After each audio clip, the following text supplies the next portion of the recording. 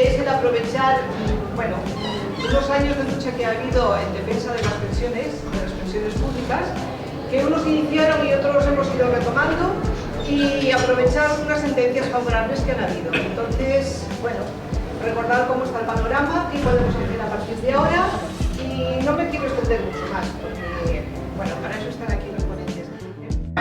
Bueno, repito, Miren Echevarreta intervendrá en primer lugar, es economista de Seminario Taifa. A continuación, Salva Torres, que es activista de 500×20, como muchos sabéis. Y finalmente, Miguel Arenas, es nuestro abogado, bueno, uno de tantos, pero el principal que lleva nuestras causas, y está en Colectivo Ronda. Al final de las intervenciones daremos paso a una media hora aproximadamente de debate, donde podréis formular todas las preguntas que tengáis. Gracias. Bona tarda a tothom. Ara està millor, ¿no?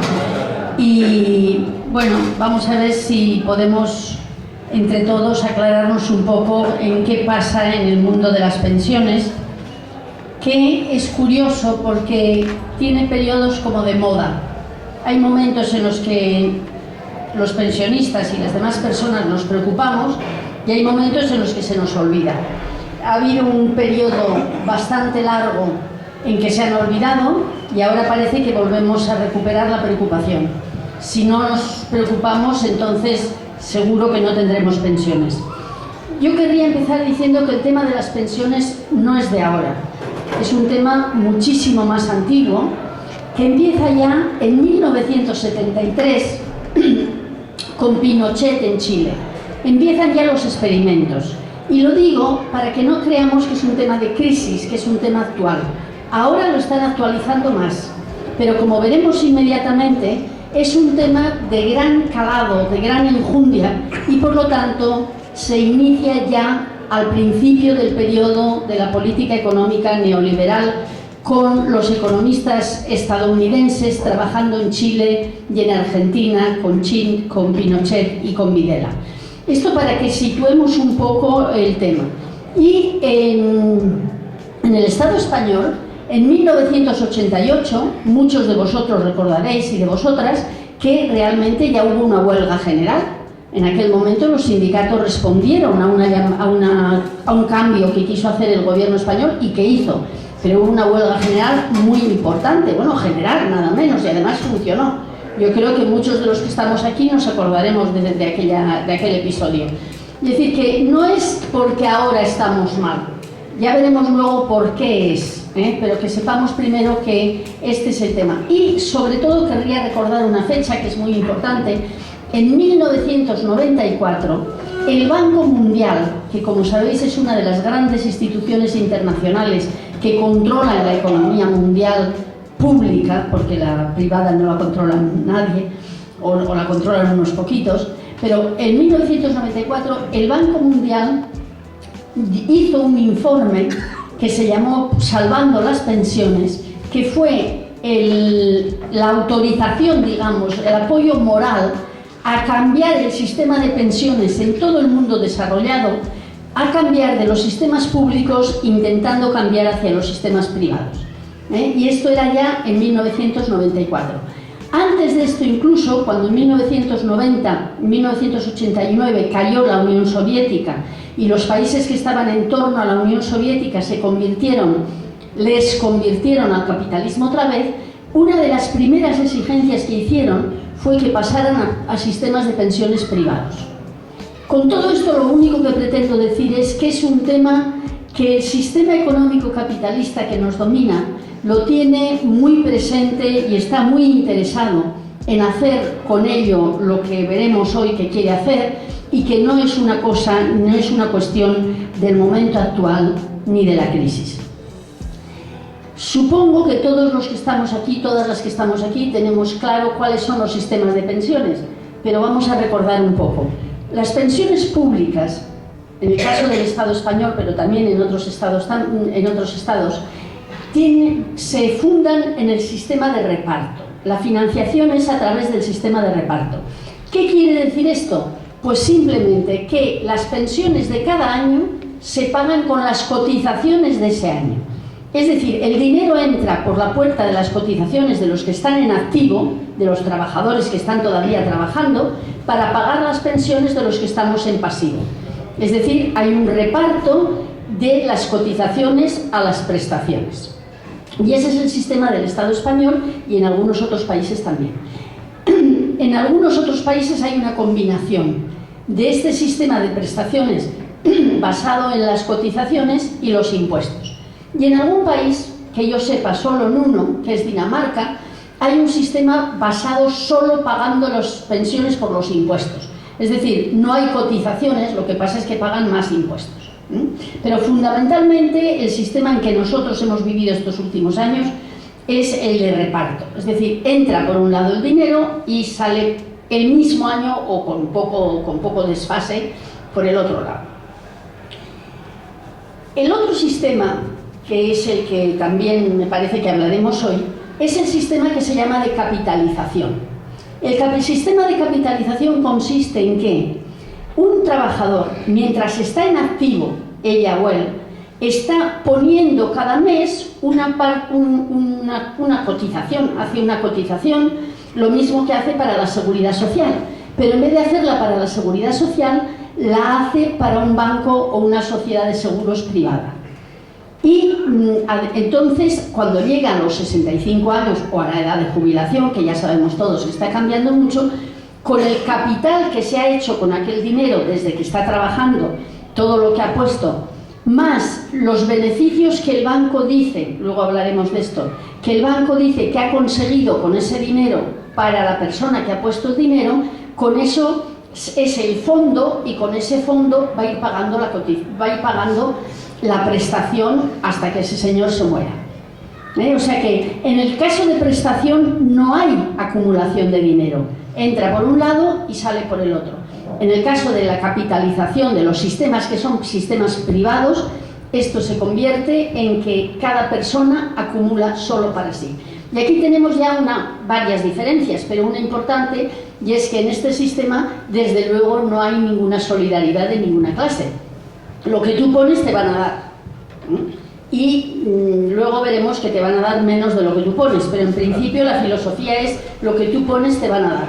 Mientras que en el de reparto, en algunos tipos de pensiones hay una cierta solidaridad. Por ejemplo, durante bastantes años los agricultores han estado cobrando pensiones más altas de lo que habían cotizado. Las empleadas de hogar también cobraban pensiones más altas de las que habían cotizado. Es decir, hay una cierta solidaridad. En el sistema de capitalización no hay ninguna solidaridad. Ya veis aquí en el dibujo que las contribuciones se acumulan y eso es lo que te dan de prestaciones. Yo no sé qué van a hacer de esto. Sí, pero yo lo paso yo si quieres. Sí. No, gracias. Que yo no sé qué harán más adelante, porque como ahora están venga a decir que las gentes vivimos demasiado, pues a lo mejor si con este sistema privado se van poniendo dinero y seguimos viviendo, empeñándonos en vivir, como dicen ellos que vivimos demasiado, igual en un momento lo que hemos acumulado no llega. Y esto tiene una consecuencia, y es que los bancos y las compañías de seguros, cuando te dicen lo que te van a dar, van siempre por lo bajo, porque no saben cuánto tiempo va a tener que durar, ¿no? Pero bueno, esto no está muy claro todavía, lo dejo de momento. ¿Cuál es el problema? ¿Qué nos están contando? Y nos están diciendo, hombre, somos demasiados. Hay un crecimiento del número de ancianos, cada vez vivimos más años, y por lo tanto para financiar las pensiones cada vez hace falta más dinero. Perdón, un segundo. Antes de eso quería comentar un punto que es un paréntesis por los acontecimientos políticos que hemos ido viviendo. A ver, en las recientes elecciones sobre las autonómicas, digamos, ha habido mucha propaganda en que unos partidos se han empeñado en decir que si sois independientes peligran las pensiones, no se pagarán las pensiones. Y los otros partidos, los que están por la soberanía, han dicho no se preocupen, las pensiones están garantizadas. Y esto ha creado bastante inquietud entre todos nosotros, o entre muchos de nosotros. Por eso quería referirme a esto al principio, para ver si despejamos de una manera determinada esto y ya no tenemos que volver sobre ello. A ver, hay varias cosas que hay que considerar.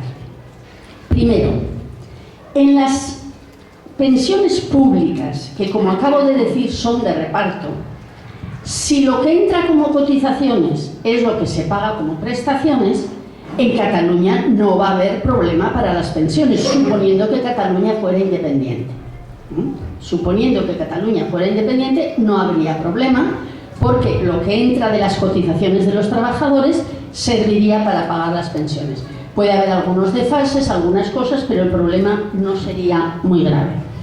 Puede haber, o podría haber, porque yo no veo lo de la soberanía a la vuelta de la esquina, podría haber algunos problemas de transición, de decir qué pasará el primer año, qué pasará el segundo año.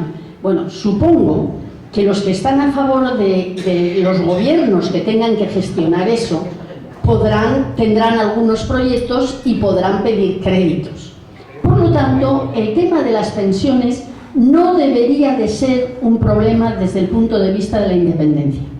Yo les anticipo, yo no soy independentista, pero de todas formas, el decir que perderemos las pensiones con la independencia es falso, me parece a mí.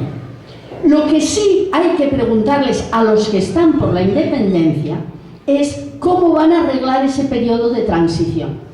¿Cómo harán? Porque claro, también ellos saltan muy fuerte por encima y dicen, están garantizadas. Bueno, tampoco. No sé si me explico.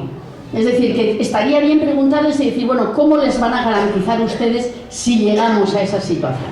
Pero no tengamos miedo en el sentido de que por ser independiente Cataluña va a tener más problemas siempre que las pensiones sean públicas y sean de un sistema de reparto. La situación es mucho peor que esa, porque las pensiones están en peligro de todo el Estado español.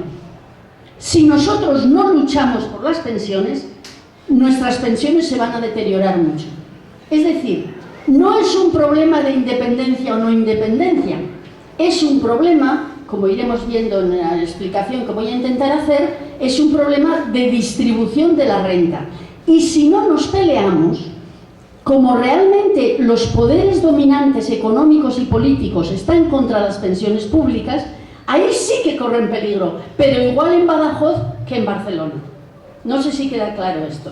Tenemos que luchar por las pensiones porque las están atacando desde el punto de vista de clase, no desde el punto de vista de país. Y por eso es importante, y por eso yo quería quitar un poco este tema desde el principio del tema, para decir, no nos preocupemos tanto de que en Cataluña qué va a pasar. No, el problema es qué va a pasar con las pensiones, estemos dentro del Estado español o estemos fuera del Estado español. Si luego quieren en el coloquio volvemos sobre ello, pero a mí me gustaría punto y aparte y olvidarnos de ese punto ahora, porque si no, no vamos a hacer más que mezclar cosas. Bueno, entonces, ¿cuál es el problema que nos dicen que existe? Pues vuelvo, somos demasiados. Ustedes saben que en Japón ha habido un ministro que les ha dicho a los ancianos de Japón que no se empeñen en vivir tanto, que sean más patrióticos.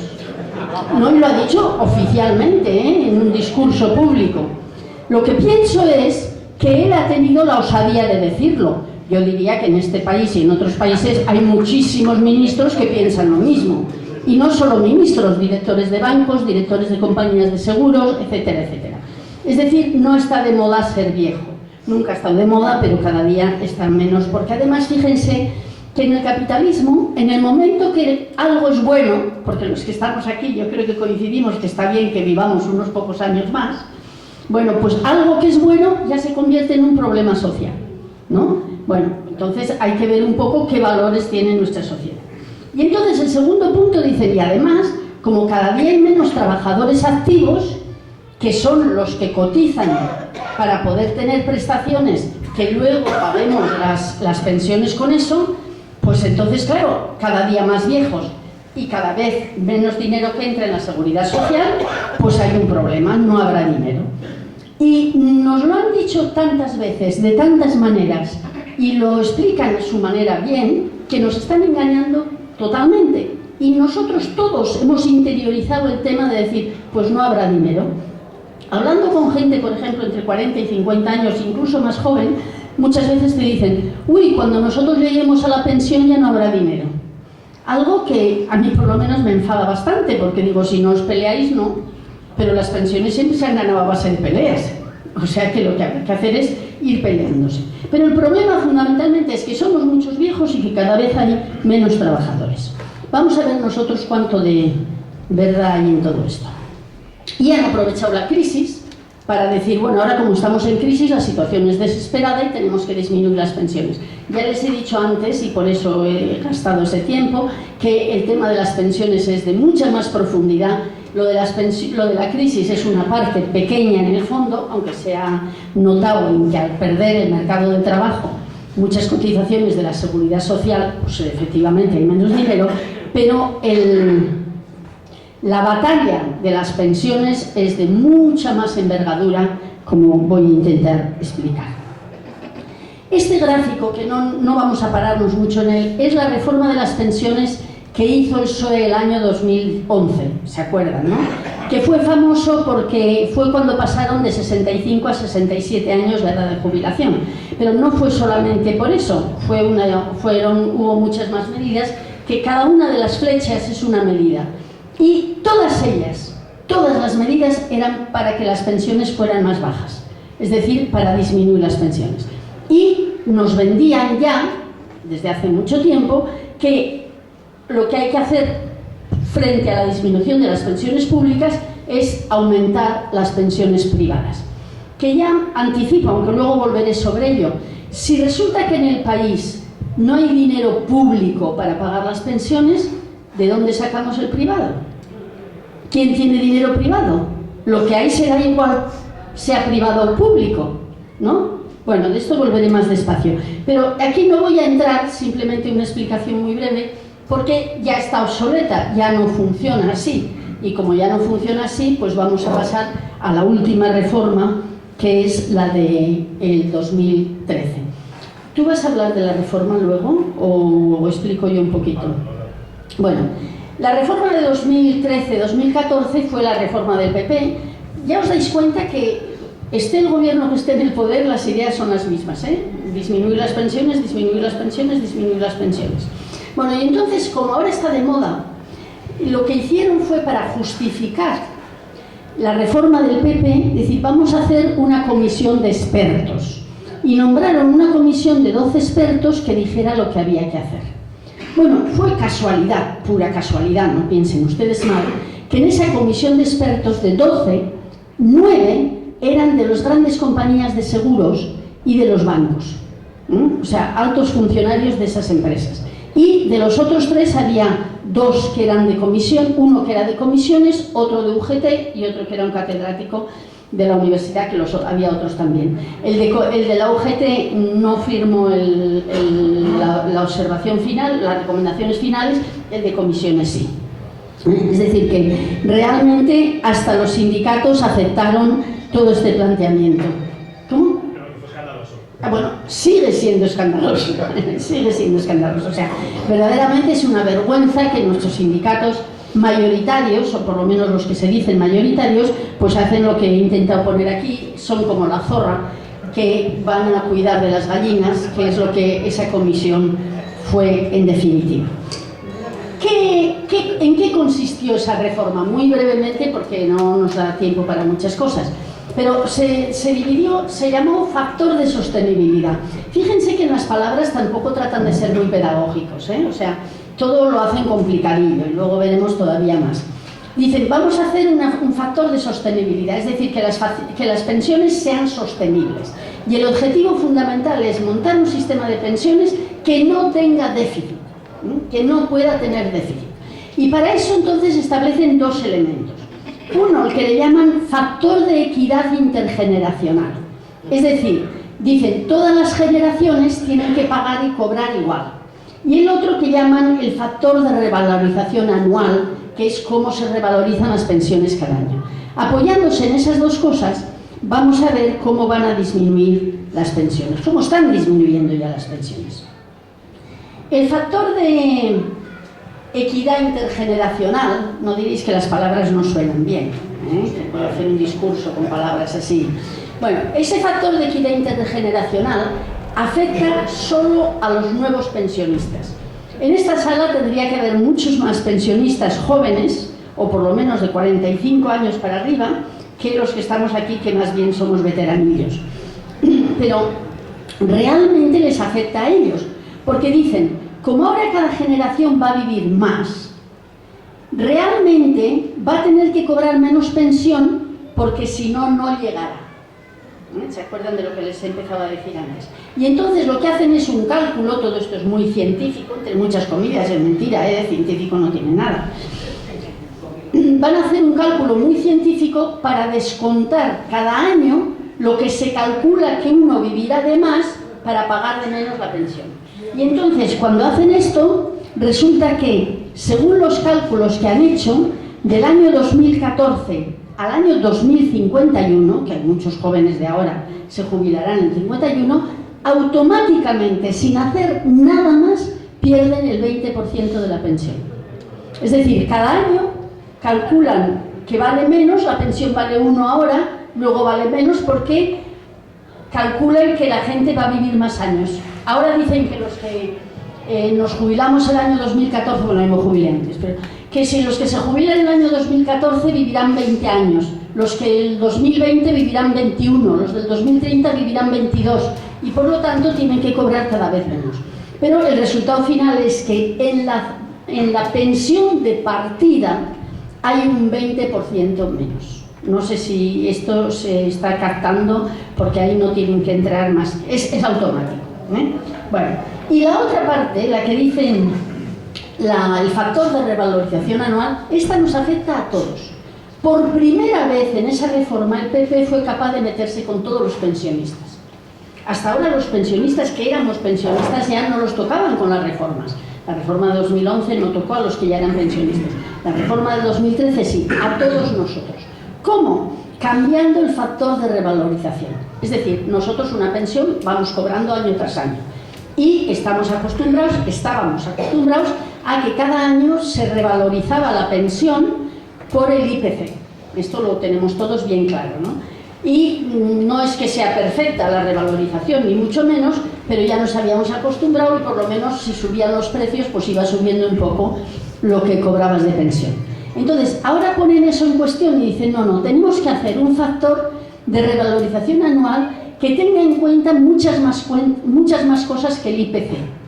Tiene que tener en cuenta el crecimiento del PIB, tiene que tener en cuenta la productividad, tiene que tener en cuenta un montón de cosas y acaban haciendo esta fórmula tan bonita. No se preocupen, no está hecha para que nadie entienda. O sea, se entiende. Las personas que tienen una costumbre de utilizar no es una cosa misteriosa, pero está hecha para que la gente en general no la entienda. Y para que parezca una vez más científico. Es que con lo de la ciencia se camuflan muchas cosas, ¿no?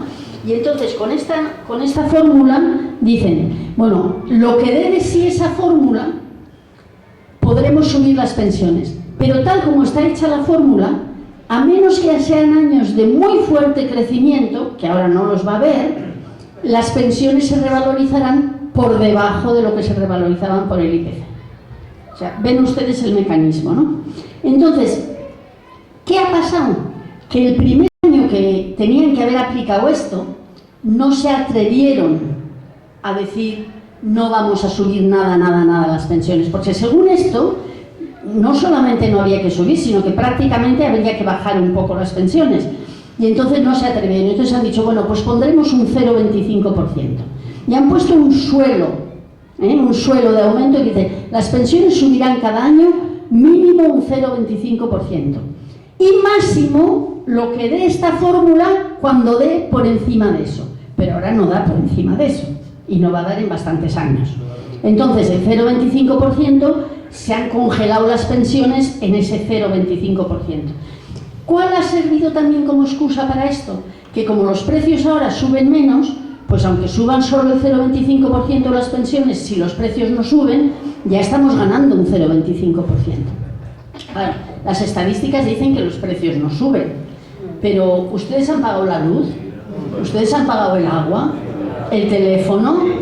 ¿Las verduras que hacen falta para los purés que podemos comer? Por no pensar ya en comer pescado fresco, por ejemplo. Es decir, que realmente los gastos que nosotros son de la vida cotidiana no han bajado. Han bajado cosas como las televisiones de plasma, o los teléfonos móviles, o las cosas eléctricas, o las cosas electrónicas. La gasolina ha bajado, sí, es lo único.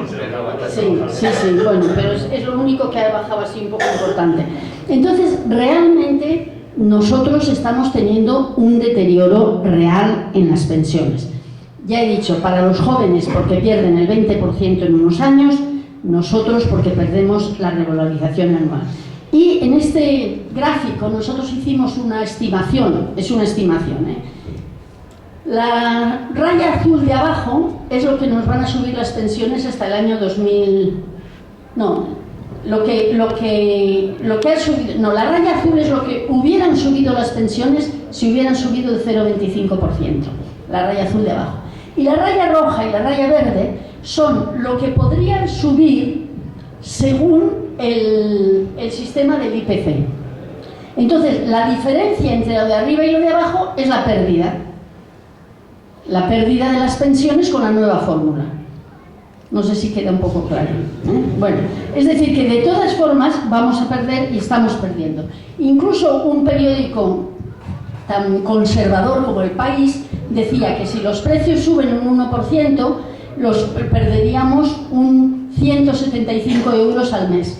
Si suben al 3%, si suben el 2,5%, perderíamos 142 euros. Si suben el 1, que es el mínimo, perderíamos 45 euros al mes. Todo esto son aproximaciones, son estimaciones, pero de todas formas, lo que queda muy claro es que perdemos. Y esto está programado. Esto es como la estafa de la Volkswagen. Es una cosa que se hace desde arriba, bien organizada y clarísimamente para disminuir las pensiones de todos los pensionistas en esta ocasión. Y por lo tanto, ellos mismos reconocen que si hubiera una inflación del 1%, aproximadamente 4.000 millones al año se ahorran. Y aquí quiero utilizar un tema también de palabras. Cuando dicen se ahorran 4.000 millones, hay que preguntarse, ¿quién ahorra 4.000 millones? Ahorra el erario público, suponiendo que no se los lleve la corrupción, pero ahorra el erario público, pero ese ahorro nos lo quitan a los pensionistas. Es algo que nos absorben a los pensionistas, que nos quitan a nosotros, y entonces hablar de ahorrar es una ironía bastante dura. No podemos permitir que nos digan, y así se ahorra. Oigan, no, nos quitan a nosotros, que no es lo mismo que ahorrar. Y bueno, el señor de aquí abajo pues parece que estaba bastante preocupado por una fórmula parecida a la que yo les he enseñado. Bueno, es decir, la reforma del PP, la reforma del PSOE, todas las reformas que han hecho los gobiernos han disminuido siempre las pensiones, y las dos últimas, tanto la del PSOE como la del PP, están hechas directamente para disminuir las pensiones con el argumento de que realmente no hay dinero. Bueno, entonces estos argumentos que parecen sensatos, somos muchos viejos, no hay trabajadores, no hay dinero, pues tienen trampa. Tienen trampa como tienen tantísimas veces trampa los discursos que nos hacen y las medidas que toman. Porque, vamos a ver, ¿quién ha dicho que las pensiones tienen que tener un presupuesto equilibrado? ¿Quién ha dicho que las pensiones tienen que tener un presupuesto equilibrado? Yo digo, a ver, ¿quién paga el ejército? Que yo sepa, el ejército no lo pagan los soldados, ni mucho menos los coroneles. Entonces, si cada gasto que hay en el país lo tienen que pagar los que les corresponde, como quieren decirnos en el caso de las pensiones, hay que pensar que ¿quién paga los otros gastos? Los otros gastos se pagan con los impuestos, ¿no? Entonces, hasta los pactos de Toledo, las pensiones también iban juntas en el presupuesto con el presupuesto general del Estado. Y a partir de los pactos de Toledo pareció, y la verdad es que entonces a todos los que estudiamos aquello nos pareció bien, separar las cuentas de la Seguridad Social de las cuentas del Estado.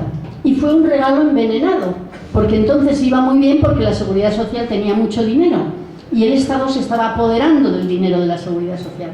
Pero cuando ha llegado que la Seguridad Social tiene menos dinero, claro, no llegan las cuentas. Y entonces nos dicen, no tenéis dinero, no podéis tener pensiones. Ni pensiones, ni otro tipo de prestaciones. Pero entonces, esto es una cosa que se hizo en los pactos de Toledo en un momento determinado. ¿Y qué? ¿Y por qué tiene que durar para siempre? El ejército no lo pagan los coroneles, pero que yo sepa, los monárquicos no pagan la casa del rey. Y tampoco pagan a los jueces. Ahora estamos viéndonos obligados todos a pagar lo judicial también, pero hasta ahora no pagamos. Todas las cosas del vivir colectivo se tienen que pagar con los impuestos. No, los viejos no, los viejos aparte. A ver si se mueren. Pero realmente es un escándalo que se mantenga que el presupuesto tiene que estar equilibrado. No lo dice nadie más que porque a ellos les conviene y lo quieren decir.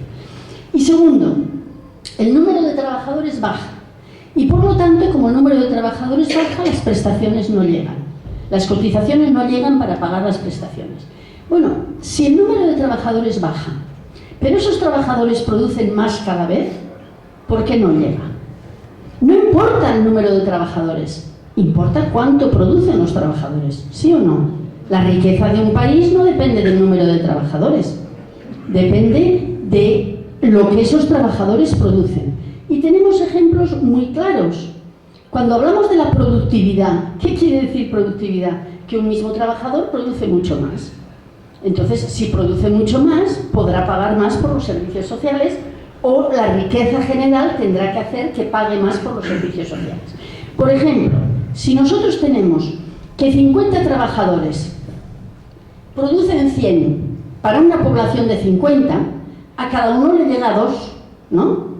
Pero si en vez de 50 trabajadores, 20 trabajadores producen 180 y la población ha crecido también, sin embargo llega por 3. Es decir, es una trampa que yo cada vez que oigo que hay economistas que aceptan este argumento, me pongo colorada. Pero no por razones ya políticas ni ideológicas, sino por razones profesionales. Es decir, esta gente o no ha entendido nada o no sabe dividir. Porque es una vergüenza que se acepte este argumento. La riqueza depende de lo que se produce. Claro, lo que no pueden hacer es no modificar el sistema. Claro, si tú dices cuantos menos trabajadores hay, cotizan menos, sí, pero entonces cambia el sistema. Cambia el sistema para que no coticen solo los trabajadores. Porque, por ejemplo, en agricultura, muchos que estamos aquí seguramente tenemos orígenes en familias agrarias, sabemos que antes una persona podía mantener igual a 5 personas y ahora mantiene 43 personas una persona. Lo que importa es lo que se produce. Y tenía un dato de China que me pareció muy curioso, que desde 1996 los empleos en la industria en China también, no crean que el capitalismo cambia en distintos países, han disminuido 30 millones. Y sin embargo la producción ha aumentado en un 70%. Entonces miremos a la producción y no miremos a el número de trabajadores. Es decir, que la trampa más grande para mí, y es la que me preocupa más que entendamos o que yo pueda explicarles bien, es el tema de la jubilación, el tema de mantener a los ancianos, no tiene que ser un tema de los trabajadores en activo solo. ¿Por qué tienen que ser los trabajadores en activo solo los que mantengan a los ancianos? Tiene que ser la sociedad. Toda la sociedad se ha beneficiado de todos los años que hemos trabajado nosotros, ¿sí o no? Y por lo tanto, toda la sociedad tiene que mantenernos. Tenemos el derecho, y no nos hacen ningún favor extraordinario, de tener una manera de vivir mínimamente digna, que para muchos tampoco es tanto. Pero realmente decir, pues si no se puede pagar con las cotizaciones, se paga con los impuestos, se paga con la riqueza general. Lo importante de las pensiones es que no se tiene que apoyar solo en las cotizaciones de los jóvenes.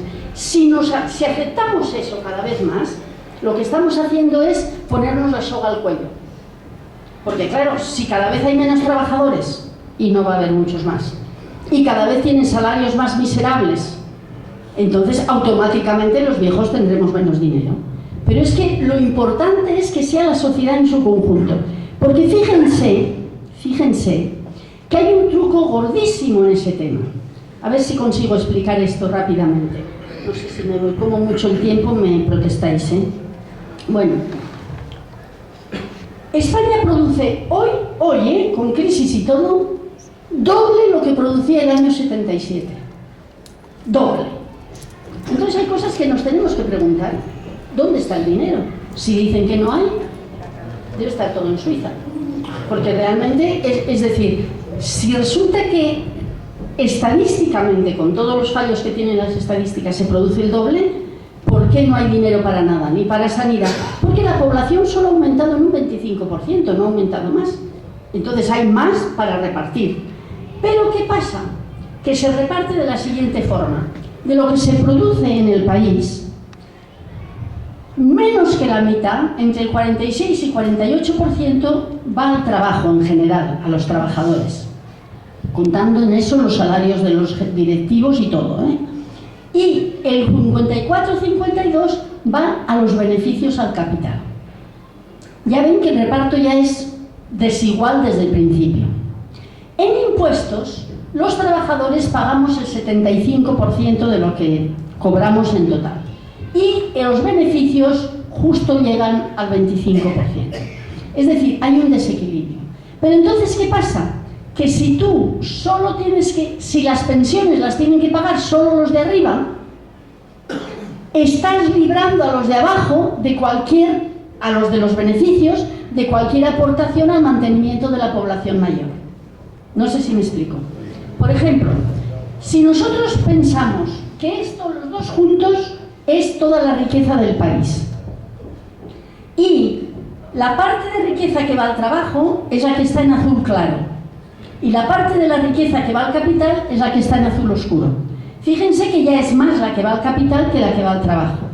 Pero además, a la del trabajo le quitamos las pensiones porque hay que mantenernos. Y entonces, la del capital no tiene ninguna aportación que hacer. Con lo cual, esta idea de que las pensiones las tienen que pagar las contribuciones de los trabajadores libera a todos los beneficios del capital, que es más de la mitad de lo que se produce, de hacer ninguna aportación a las personas mayores. No sé si queda claro. Si queda claro, se ve claro. Espero que nos demos cuenta de que el problema de las pensiones no es de dinero, el problema de las pensiones es de reparto de la riqueza social. Por lo tanto, tenemos que tener muy claro que el mantenimiento de los ancianos corresponde al conjunto de la sociedad, no solo a los trabajadores en activo, que ya están muy fastidiados porque les han bajado los salarios, porque tienen el trabajo en precario, porque es que no les corresponde solo a ellos. Y por lo tanto, hay que forzar para que cuando haya necesidad las pensiones se tienen que pagar con impuestos, que es el fondo de la sociedad. Y si a mí me dicen no hay dinero, digo, bueno, pues quitemos el ejército o quitemos otros gastos, que hay muchos, a mí me sobran muchas embajadas por el mundo. Y la iglesia no digamos, bueno, y los rescates de los bancos, que harían falta. Ahora no vamos a entrar en ese tema porque nos llevaría lejos. Haría falta rescatar a los bancos, pero a los banqueros no, ¿eh? O sea, se puede tener que sostener un sistema financiero, pero no a los propietarios del sistema financiero. Es decir que para mí, una de las bases en las que tendríamos que apoyar toda nuestra campaña es decir, los trabajadores en activo no tienen por qué pagar solo esto, las pensiones de los ancianos es un problema de toda la sociedad y no solamente de los trabajadores en activo. Bueno, esto no es nada, estos son unos gráficos. Estas voy a pasar. Aquí tengo, si luego quieren que hagamos debates, podemos hacer debates porque tengo aquí muchas diapositivas con datos, pero no me voy a parar. Pero hay algunas que sí. Por ejemplo, cuando dicen, es que trabajamos poca gente. Yo esta idea de que nos falta gente, no sé de dónde sale, porque esto de decir, no, harán falta porque no hay trabajadores. Mire, en el Estado español, el año 2013, de toda la población, gente que trabajaba era el 35%, lo que está en rojo allá arriba. Todo lo demás es población parada, población que quiere trabajar pero no puede trabajar, niños y ancianos. Pero ya es unas sociedades en las que no todo el mundo tiene que trabajar, porque no se puede trabajar y porque no es necesario trabajar. Entonces, tengamos en cuenta que esta historia de que dicen que no hay dinero no es ni mucho menos verdad. Otra cosa muy pequeña, nos dicen que en la seguridad social disminuyen los afiliados. Es verdad, ojalá aumentaran.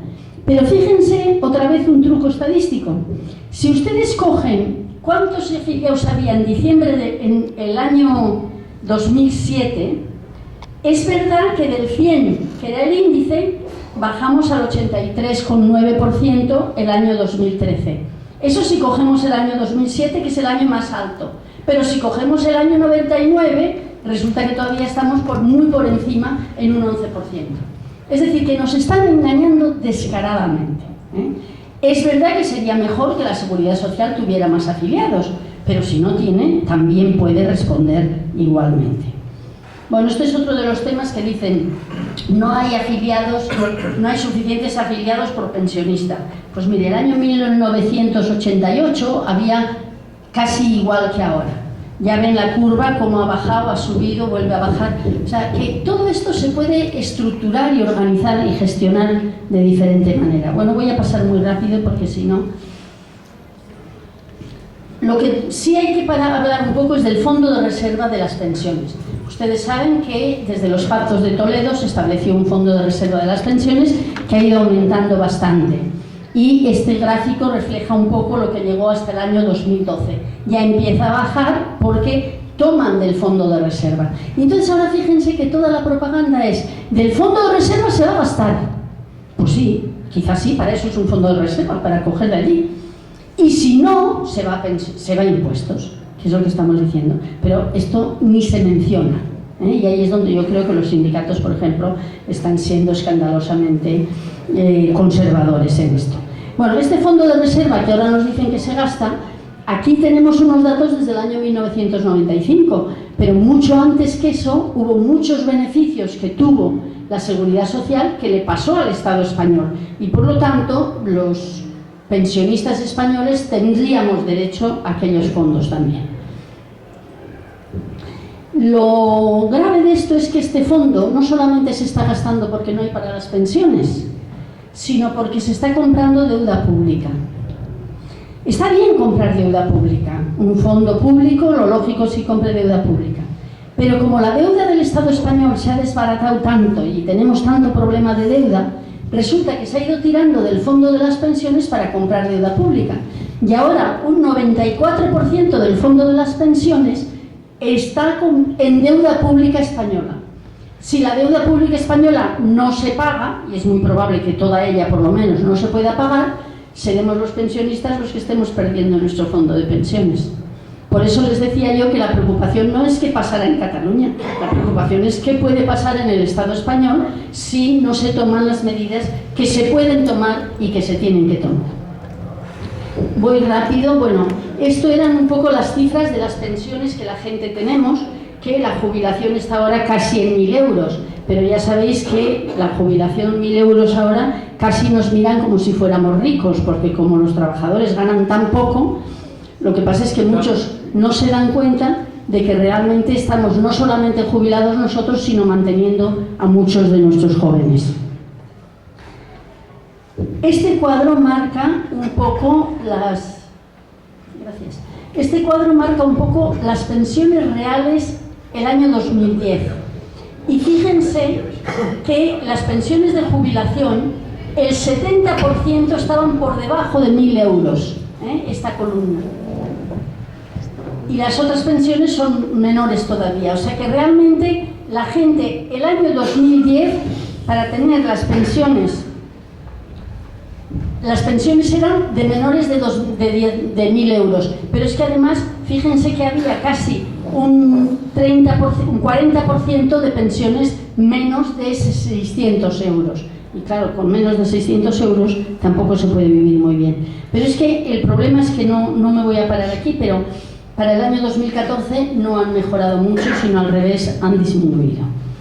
Y sin embargo nos dicen que la protección social, que las pensiones en España son altas. Pues fíjense, la media de los países de la Unión Europea era del 27, 26 y 29% de la producción.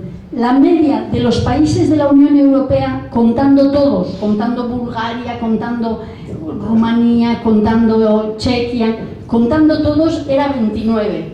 España tiene 20, 20 y 26. Es decir, solo tenemos por detrás 1 o 2 países dentro de las aportaciones que hacemos. Con lo cual, decir que las aportaciones a la seguridad social son altas en España es otra mentira de las tantas. ¿Y por qué entonces tanta crisis? ¿Por qué nos dicen que hay crisis y por qué nos dicen que hay que hacer pensiones privadas, de las que yo no hablaré porque Salvador es el que se va a ocupar de eso? Pues es muy fácil. Porque las pensiones privadas son un fantástico negocio para el capital. Y ahí pueden hacer tantísimo negocio que el objetivo es disminuir las pensiones públicas lo más bajo que se pueda políticamente y socialmente, para que la gente que tenga 4 euros se vea obligada a hacer una pensión privada, porque entonces eso es un negocio redondo para las empresas de seguros y para las empresas de los bancos. En el Estado español se gastan al año en pensiones, nos pagan en total al año entre 120.000 y 130.000 millones de euros, por ahí, las cifras varían. Bueno, pues lo que quieren es absorber ese dinero. Y frente a eso, la excusa, es decir, lo que hay que hacer es forzar a que la gente se asuste, bajar las pensiones públicas, que lo han hecho en Inglaterra, por ejemplo. En Inglaterra antes la pensión era una cosa que la gente podía vivir bien. Hace varios años, desde Margaret Thatcher, empezaron a bajar, y ahora ningún trabajador puede vivir de una pensión. Entonces, los trabajadores que tienen un poquito de extra, pues durante toda su juventud, o madurez por lo menos, se tienen que dedicar a ahorrar para poner ese dinero en una pensión privada, que además, y eso sí que me voy a anticipar a Salva, les diré que son una estafa económica. Pero fíjense que es curioso, porque tanta preocupación por las pensiones tiene muy claro quiénes son los que vienen detrás. Los nombres de estos son los 10 mayores gestores de pensiones privadas. Mire, el BBVA, la Caixa, el Santander, Bankia, Mafre, Ibercaja, Alianza Popular, Telefónica, es decir, los grandes capitales financieros. Y el mecanismo es sencillo, o sea, yo creo que no tiene mucha historia que explicar. Ellos quieren hacer ese negocio. Por eso les he dicho que la cosa empieza en 1973 y que el Banco Mundial en 1944 fuerza, que la Unión Europea está forzando, que el Fondo Monetario Internacional está forzando, que la OCDE. No es que les importamos mínimamente que nos llegue el dinero o no nos llegue el dinero, ni siquiera para pagar las pensiones. Es que hay un enorme negocio ahí detrás. Y los fondos de pensiones privados de Estados Unidos, por ejemplo, y de Inglaterra, son los mayores inversores del mundo. Y lo que quieren hacer es eso aquí. Y si no, vean quién paga la publicidad. Vean quién paga la publicidad de estos fondos. Es decir, que las pensiones son una faceta fuerte del ataque general del capitalismo en las condiciones de vida de los trabajadores, y no es porque no haya para las pensiones. Bueno, yo paso rápido porque de las pensiones privadas solo les voy a decir 2 cosas. Una, que esto es lo que propone el Banco Mundial, que las pensiones para los muy pobres sean públicas, porque esos no van a tener dinero para hacer una pensión privada, y lo demás, que se hagan pensiones obligatorias pero privadas. Es decir, que en vez de que los trabajadores paguemos a la seguridad social, paguemos a los bancos. Y por ahí están intentando ir, por ahí es lo que quieren hacer. De forma que, en vez de pagar nuestras cuotas, nuestras contribuciones al Estado, se paguen a las instituciones financieras. Y este es el programa del Banco Mundial, que ya se está haciendo, porque ustedes saben que, por ejemplo, los funcionarios, una parte pequeña de cuando había aumento de salarios, esa parte pequeña del aumento de salarios iba directamente a un fondo de pensiones que firmaron los sindicatos, que no nos preguntaban a los funcionarios. Yo escribí una carta a mi comité de esto y les dije que yo no quería ese fondo, y me dijeron, bueno, pues que entonces lo perdía todo, que eso no estaba previsto. Y lo han hecho con más gente también. Bueno, o sea que realmente es yo lo que querría es que quedase claro que es una operación financiera de una envergadura enorme. Y que los viejos estamos jugando ahí el papel pues de muñequitos de papel, en los que realmente lo único que importa es la cantidad de dinero que el sistema financiero pueda pagar. Y simplemente explicar muy rápidamente Este sí, este dato sí. Para recibir una pensión mensual, la pensión mensual aproximada de jubilación pública está en torno a 900 y pico euros. No todo el mundo la recibe, pero está en torno a eso, la media. Para recibir una pensión de 898 euros de pensiones privadas, suponiendo que no haya quiebras por medio, hay que reunir 272.000 euros de capital antes de que llegues a los 65 años. Es decir, 45 millones de pesetas. A ver, ¿quién de ustedes, yo no sé, bueno, yo desde luego no, puede llegar a tener 272.000 euros para tener derecho a una pensión de 898, pero que si hay quiebra desaparece, que es lo que ha pasado con las preferentes? Lo mismo que las preferentes puede pasar con las pensiones privadas y en algunos casos ha pasado. Y para tener una pensión máxima de la Seguridad Social, que son 2.466 euros más o menos, hay que acumular 747.000 euros. Y estos son datos que han dado las propias empresas de los fondos privados de pensiones. O sea que los fondos de pensiones privados son una estafa. Son arriesgadas porque te puedes quedar sin nada. Si alguno de ustedes aquí tiene una pensión privada, habrá visto que cada año pierde. Por otra parte, tienen muy baja rentabilidad y entonces la inflación sube más que la rentabilidad. Y finalmente un tema que dicen muy poco y es que son caras. O sea, realmente cada año nos cobran entre 1,5 y 2% de comisión por gestionar nuestra pensión. 1,5 al año o 2 multiplicado por 30 años que necesitas para juntar un poquito de dinero para la pensión supone casi un 45% de tu pensión que se queda en comisiones. Bueno, yo de esto no sigo porque ya nos van a decir más y porque además es algo tan claro que no merece la pena.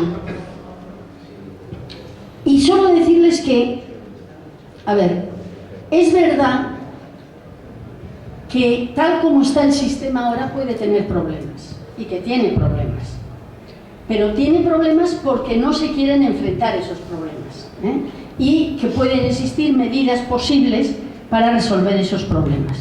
Bueno, entonces que esto hay que luchar por ello. O sea, si nos dejamos, pues claro, nos dejamos. Por eso cuando dicen no tendremos dinero para las pensiones, bueno, pues no tendremos dinero porque no estamos luchando lo suficiente para esas pensiones.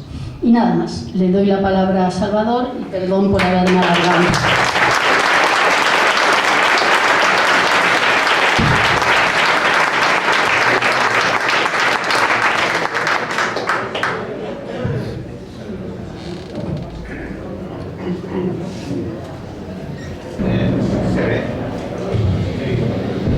¿Se ve?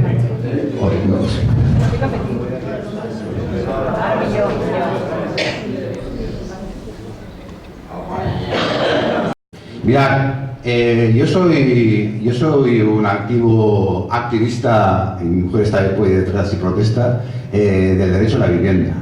Y me han invitado a esta charla porque, aunque parezca mentira, el tema del derecho a la vivienda también tiene que ver mucho con las pensiones. La Miri me ha dicho que iba a hablar de los planes privados de pensiones, pero lo voy a hacer en una de las facetas para que vosotros veáis cómo se incardina en el sistema financiero y económico el tema de las pensiones con el de la vivienda. Como dice ahí, los planes de pensiones privados son un drenaje del sistema público. El problema de todos estos años con el tema de la vivienda, aparte que era muy cara y todo eso y tal, y el tema de los desahucios, que como sabéis, nosotros estamos metidos en parar, como hay compañeros aquí que nos ayudan, en parar desahucios en este distrito. Por ejemplo, durante el mes de septiembre ha habido 70 desahucios en el distrito de Nou Barris. 70 desahucios. Es una auténtica barbaridad. En el mes de septiembre hay 13 distritos en el Barcelona. Imaginad lo que puede haber habido en Barcelona, aunque este es el que más. Y así es continuamente. Llevamos ya 4 años. Estamos cansados de parar desahucios en las puertas. Tanto por problemas de entidades financieras, pero también con privados. Porque la gente tiene derecho a la vivienda. Entonces, el derecho a la vivienda se ha convertido es un mercado. Entonces, el derecho a la vivienda, para que fuera el derecho a la vivienda, tenía que estar fuera del mercado y ser atendido, como decía la Mire, como las pensiones públicas, directamente a través a través de las administraciones y no tener que ir tú al mercado a buscar ese bien necesario para poder crear una familia, para tú poder vivir y desarrollarte como proyecto, ¿verdad? Y claro, como tienes que ir al mercado a buscar ese derecho, como el de comer y todo eso, hay que ir al mercado, o sea, a alguien que te ofrece algo a cambio de dinero. No es un derecho, es una cosa que se hace a partir del dinero que tú tienes.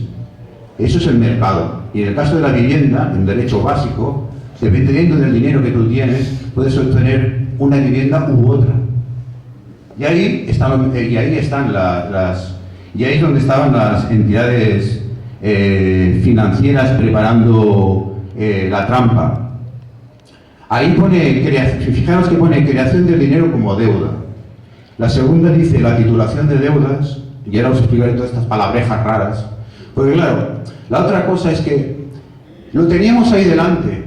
O sea, nosotros luchamos por la vivienda, lo teníamos ahí delante, pero no nos dábamos cuenta qué había detrás de toda la burbuja inmobiliaria que se había creado en este país y otros países a lo largo de estos años. No lo veíamos, pero poquito a poquito, algunas personas, porque yo no lo he inventado eso, nos lo han enseñado otros, nos hemos dado cuenta que habían cosas financieras detrás de cómo la gente, comprando hipotecas, no digo comprando casas, comprando hipotecas, iban a la ruina, miles de familias, 600.000 desahucios, ejecuciones hipotecarias han habido desde que empezó la crisis, 600.000 viviendas. Y están en proceso 200.000 desahucios más de entidades financieras, pensando que además, de ejecuciones hipotecarias, pensando además que aparte hay los desahucios y alquiler, etcétera, etcétera. Y todo eso tiene que ver con estas palabrejas raras que hay aquí. La primera cosa que no entendíamos, y por eso llegué a la historia esta de la titulización, que ya veréis la palabreja de dónde viene, es porque, claro, yo no entendía por qué era posible dar tantas hipotecas. O sea, ¿pero dónde salía el dinero? ¿Me entendéis? Es que salían los economistas y decían, como dice la Miren, dice que se espanta cuando dicen según qué economistas, según qué cosa, y decían, no, es que eso que dicen de que entregas la vivienda y a cambio que te quiten la deuda. Claro, eso no se puede hacer, porque entonces la gente que tiene los depósitos en los bancos no podrán pagarlo. Entonces, el sistema financiero se vendría abajo, ¿no? Bueno, pues, entonces, termina la ejecución hipotecaria, acabas debiendo más dinero que cuando valía la casa, una locura, ¿no? Pero la idea, a mí lo que me preguntaba era, ¿cómo es posible? ¿Dónde sacan tanto dinero esta gente? Bueno, pues os voy a enseñar de Bankia. Bankia en el 2012, lo he puesto en amarillo, no sé si lo veis bien o no? Pero lo voy a subir un poquito más. Bankia en el 2012 tenía de depósitos en las libretas, 23.000 millones. Fijaros que, para que no os hagáis... Y ya sé que las cifras, yo creo que tenéis que hacer un esfuerzo para entender las cifras, porque son importantes. Yo digo otra vez, la información es poder. Y si no sabes, te toman el pelo. Así de claro, ¿vale? Entonces, sabéis que los 6 primeros ceros es 1 billón. Bueno, pues ahí, en la libreta de ahorro de Bankia tenía 23.000 millones. O sea que son 23.000 millones de euros. O sea, lo que hay ahí. En las cuentas corrientes tenía 11.000. En total tenía 35.000 millones de euros. Capital social de Bankia, 9.000 millones. Entonces, la suma total, ahí abajo, lo digo para que no os penséis que me lo he quitado de la manga. Aquí debajo tengo un dibujito que sacaba de Bankia, ¿no? El resultado final es que tenía, no 35.000 millones, 44.000 millones de euros. Entonces, la pregunta es, ¿cómo es posible que estos señores, desde el año 2007 hasta el 2014, consiguieran vender deuda por un valor, que lo voy a hacer más pequeño para que lo veáis todos? En el año 2014, cuando Yes Bankia vendió deuda por valor de 90.000 millones de euros. 90.000 millones de euros. 90.000 millones de euros. Luego, o sea que ya supera ampliamente el capital social y todos los ahorros que tenían. ¿Cómo es posible? O sea, ¿cómo han podido generar eso de titulaciones? Ahora explicaré exactamente qué significa. ¿Cómo han podido generar, vender tanto dinero si no lo tienen? Luego, en los años anteriores, por ejemplo, en el año 2012, exactamente, cuando lo hemos visto antes, sacó deuda, vendió deuda por 30.000 millones cuando ellos solamente tenían 45.000, en ese año solo. En años anteriores, 228.000 millones, desde el año 99 hasta el 2010, emisiones de deuda vendidas, 228.000 millones de euros. En el año 2012, entre varias cajas, sacaron una emisión de deuda que la vendieron toda por valor de 300.000 millones de euros, que sacaron toda la chatarra de hipotecas que eran invendibles cuando la crisis ya era muy dura, y hicieron un fondo de titulación. Y ahora no es exactamente un fondo de titulación. Y eso tiene que ver porque, claro, la pregunta es, si el dinero no lo tienen y los ahorros no llegan a eso, ¿de dónde sacan el dinero? Pues muy fácil. El dinero se saca cuando hay un tonto o una tonta que le ponen un contrato delante y lo firma. En el momento que firma una deuda, automáticamente ese dinero se genera. O sea, cuando uno firma una hipoteca de 200.000 euros, lo estoy simplificando muchísimo, muchísimo. Cuando él firma, el banco no va a mirar a ver si tiene 200.000 euros, porque si no, no había dinero en depósitos y nada. Sencillamente le dan el permiso para generar este dinero y ya lo pagarán dentro de un cuánto tiempo. O sea, pagarán, o sea, si yo pido una hipoteca de 200.000 euros, tendré 25, 30, 40 años para pagar la hipoteca. Y ellos, ese dinero, no miraron si lo tenían en la caja de caudales. Sencillamente, cuando yo firmé, eso fue el testimonio que ese dinero se generaba porque yo lo iba a pagar. Así de fácil es.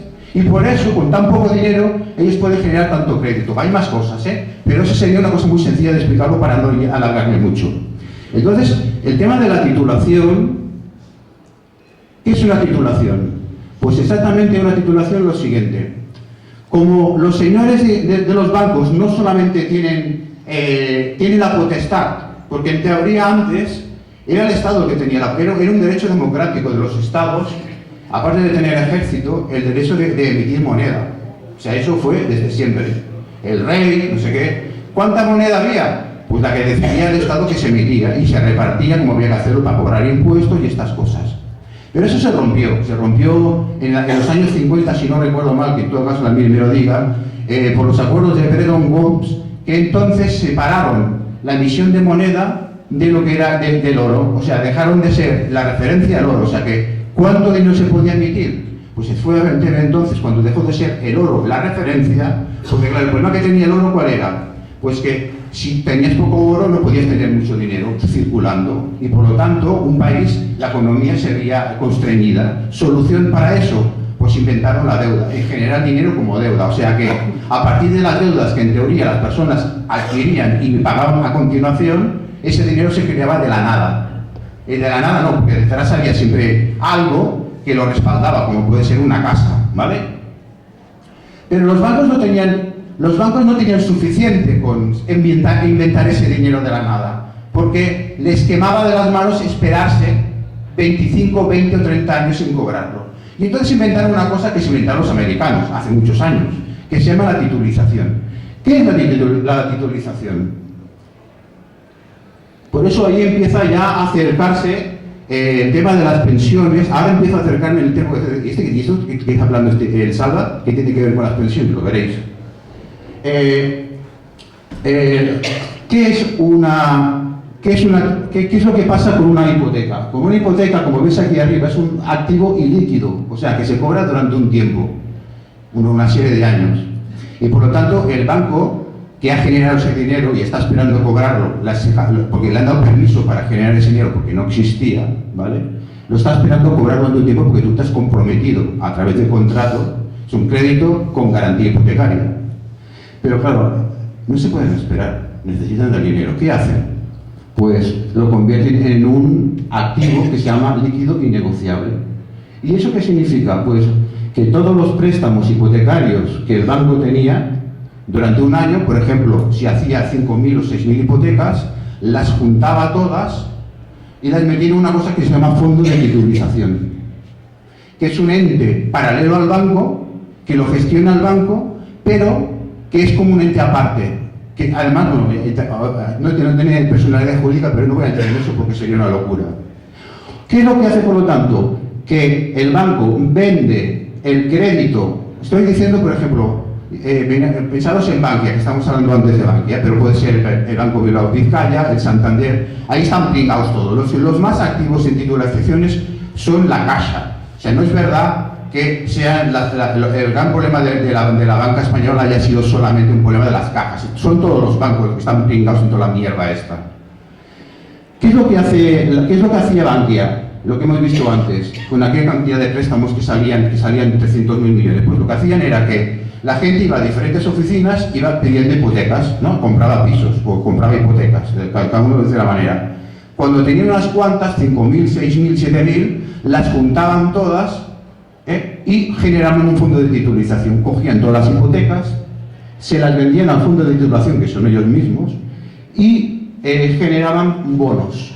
Esos bonos quiere decir que un fondo de titulación puede estar en el orden, por ejemplo, de 5.000 millones de euros, como habéis visto antes, 5.000 millones de euros, lo troceaban en partes de unos 100.000 euros y se los venden a inversores.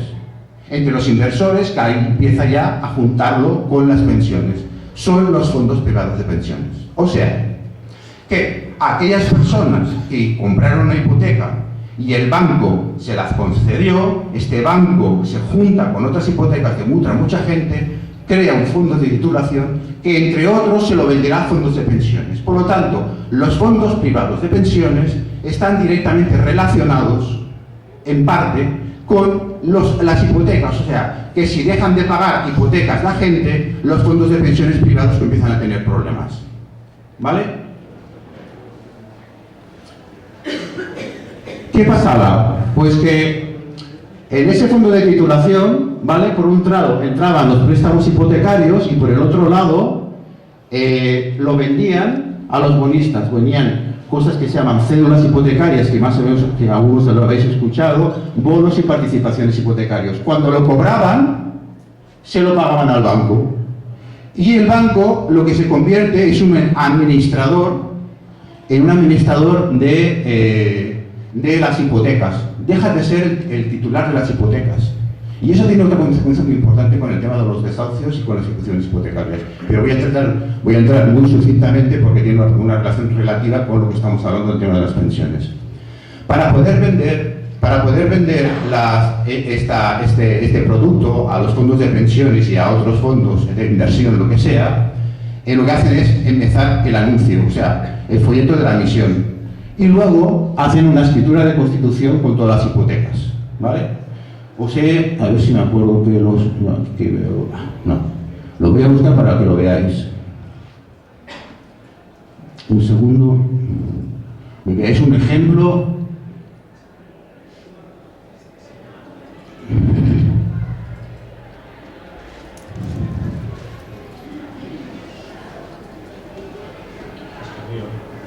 Sí, bueno, esto se ve muy poco. Bueno, pues un momento que lo voy a hacer un poco más grande.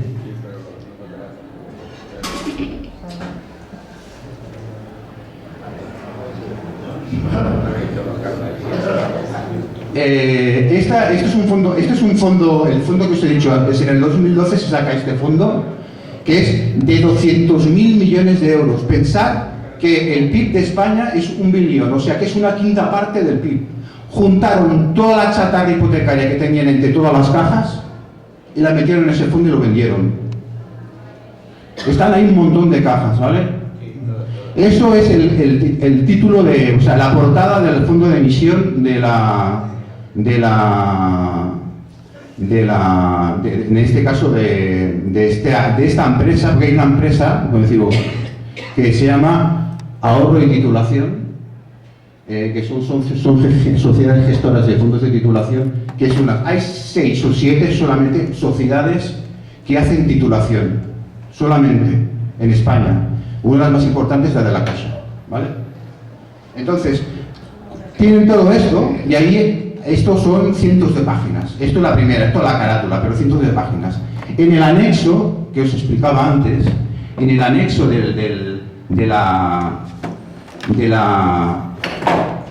hay un anexo que es la escritura de constitución con todos los fondos de hipotecas. Y en el anexo sale una relación, si me da tiempo luego os la enseñaré, pero prefiero ir más rápido. Salen todas las hipotecas, una tras otra, 5.000, durante 30 hojas, todas las hipotecas que han puesto, en letra pequeñísima que casi no se puede ver, ¿vale? Y ahí están puessto todas las hipotecas de alguno de nosotros, que ni siquiera lo sabía, porque no tienen ninguna obligación de decirle a la persona que... ¿cuánto tiempo llevo? Si el banco vendía las hipotecas a un fondo de titulación, le traspasa los riesgos también. Eso quiere decir que el banco se convertía solamente en el cobrador del FRAC. O sea, no es el propietario de las hipotecas y por lo tanto no puede presentarse a los juzgados y decir que ese propietario quedarse con la garantía que es del piso. Eso lo hemos descubierto recientemente. Hace 30 años que están haciendo titulaciones y están vendiendo las hipotecas. ¿Por qué ningún juez ha preguntado nunca a un banco cuando se presentaba a reclamar el piso si era realmente el propietario? Pues no se ha hecho, porque la justicia está a favor de los bancos. Por lo tanto, ahora sabemos que hay una posibilidad diferente de poder enfrentarse. Si un banco ha vendido la hipoteca de una persona y decirle, oiga, usted no se puede venir aquí al juzgado a ejecutarme la hipoteca porque sencillamente usted no es el propietario del acreedor, usted solamente es el cobrador del FRAC. Viene aquí, me cobra las cuotas y se las traspasa al fondo de titulación. ¿Quién compra eso? Eso lo compra fondos privados de pensiones. Entonces, los fondos privados de pensiones hay de tres clases, como decía antes, no se lo ha dicho la Miren. Hay fondos de renta fija, hay fondos de renta mixta y fondos de renta variable. Los fondos de renta fija son los que compran las titulaciones hipotecarias y otra clase de activos, porque ahora ya no se llaman fondos de titulación hipotecaria, ahora se llaman fondos de titulación de activos. Eso quiere decir que ahora los bancos cogen cualquier chatarra de deuda que haya, de coches, lo que quieras, de tarjetas de crédito, lo juntan todo, hacen un fondo de titulación y se lo dedican a vender. ¿A quién se lo venden? A quien lo quiera comprar, a los fondos privados de pensiones, etc.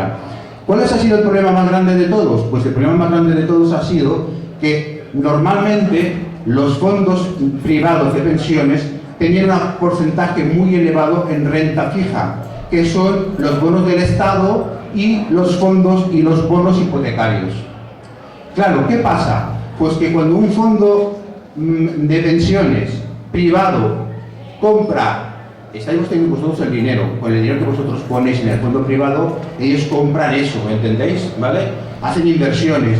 Cuando están comprando un bono hipotecario o un bono de deuda, si esa deuda luego resulta impagada, empiezan a haber problemas. Por eso, aparte de eso, como la rentabilidad del tipo de interés del dinero ha bajado a los mínimos, como ha dicho antes Damiren, una gran parte de los fondos de los fondos privados que están comprando toda esta clase de deuda, casi están llegando a que la rentabilidad es cero, nula, y con la inflación incluso negativa. Lo que están haciendo, por lo tanto, es los banqueros están intentando que los fondos privados de pensiones se dirijan directamente todos solamente a comprar deuda en la bolsa, que es renta variable. Y ahí sería el acabose, porque si las bolsas que son las bolsas suben y bajan y se convierten en un verdadero desastre. Por lo tanto, como los fondos privados están invirtiendo al mismo tiempo en deudas de la gente que no puede pagar porque los salarios están yendo para abajo, tenemos un gran problema también añadido. Como ha dicho antes Miren, si el sistema público tiene un problema, el sistema privado de pensiones lo tiene todavía mucho más grande. Y yo, como no tengo ahí fotografía para poderos enseñar, me acabo aquí y en todo caso si luego lo podemos volver a hacer funcionar ya, ¿vale?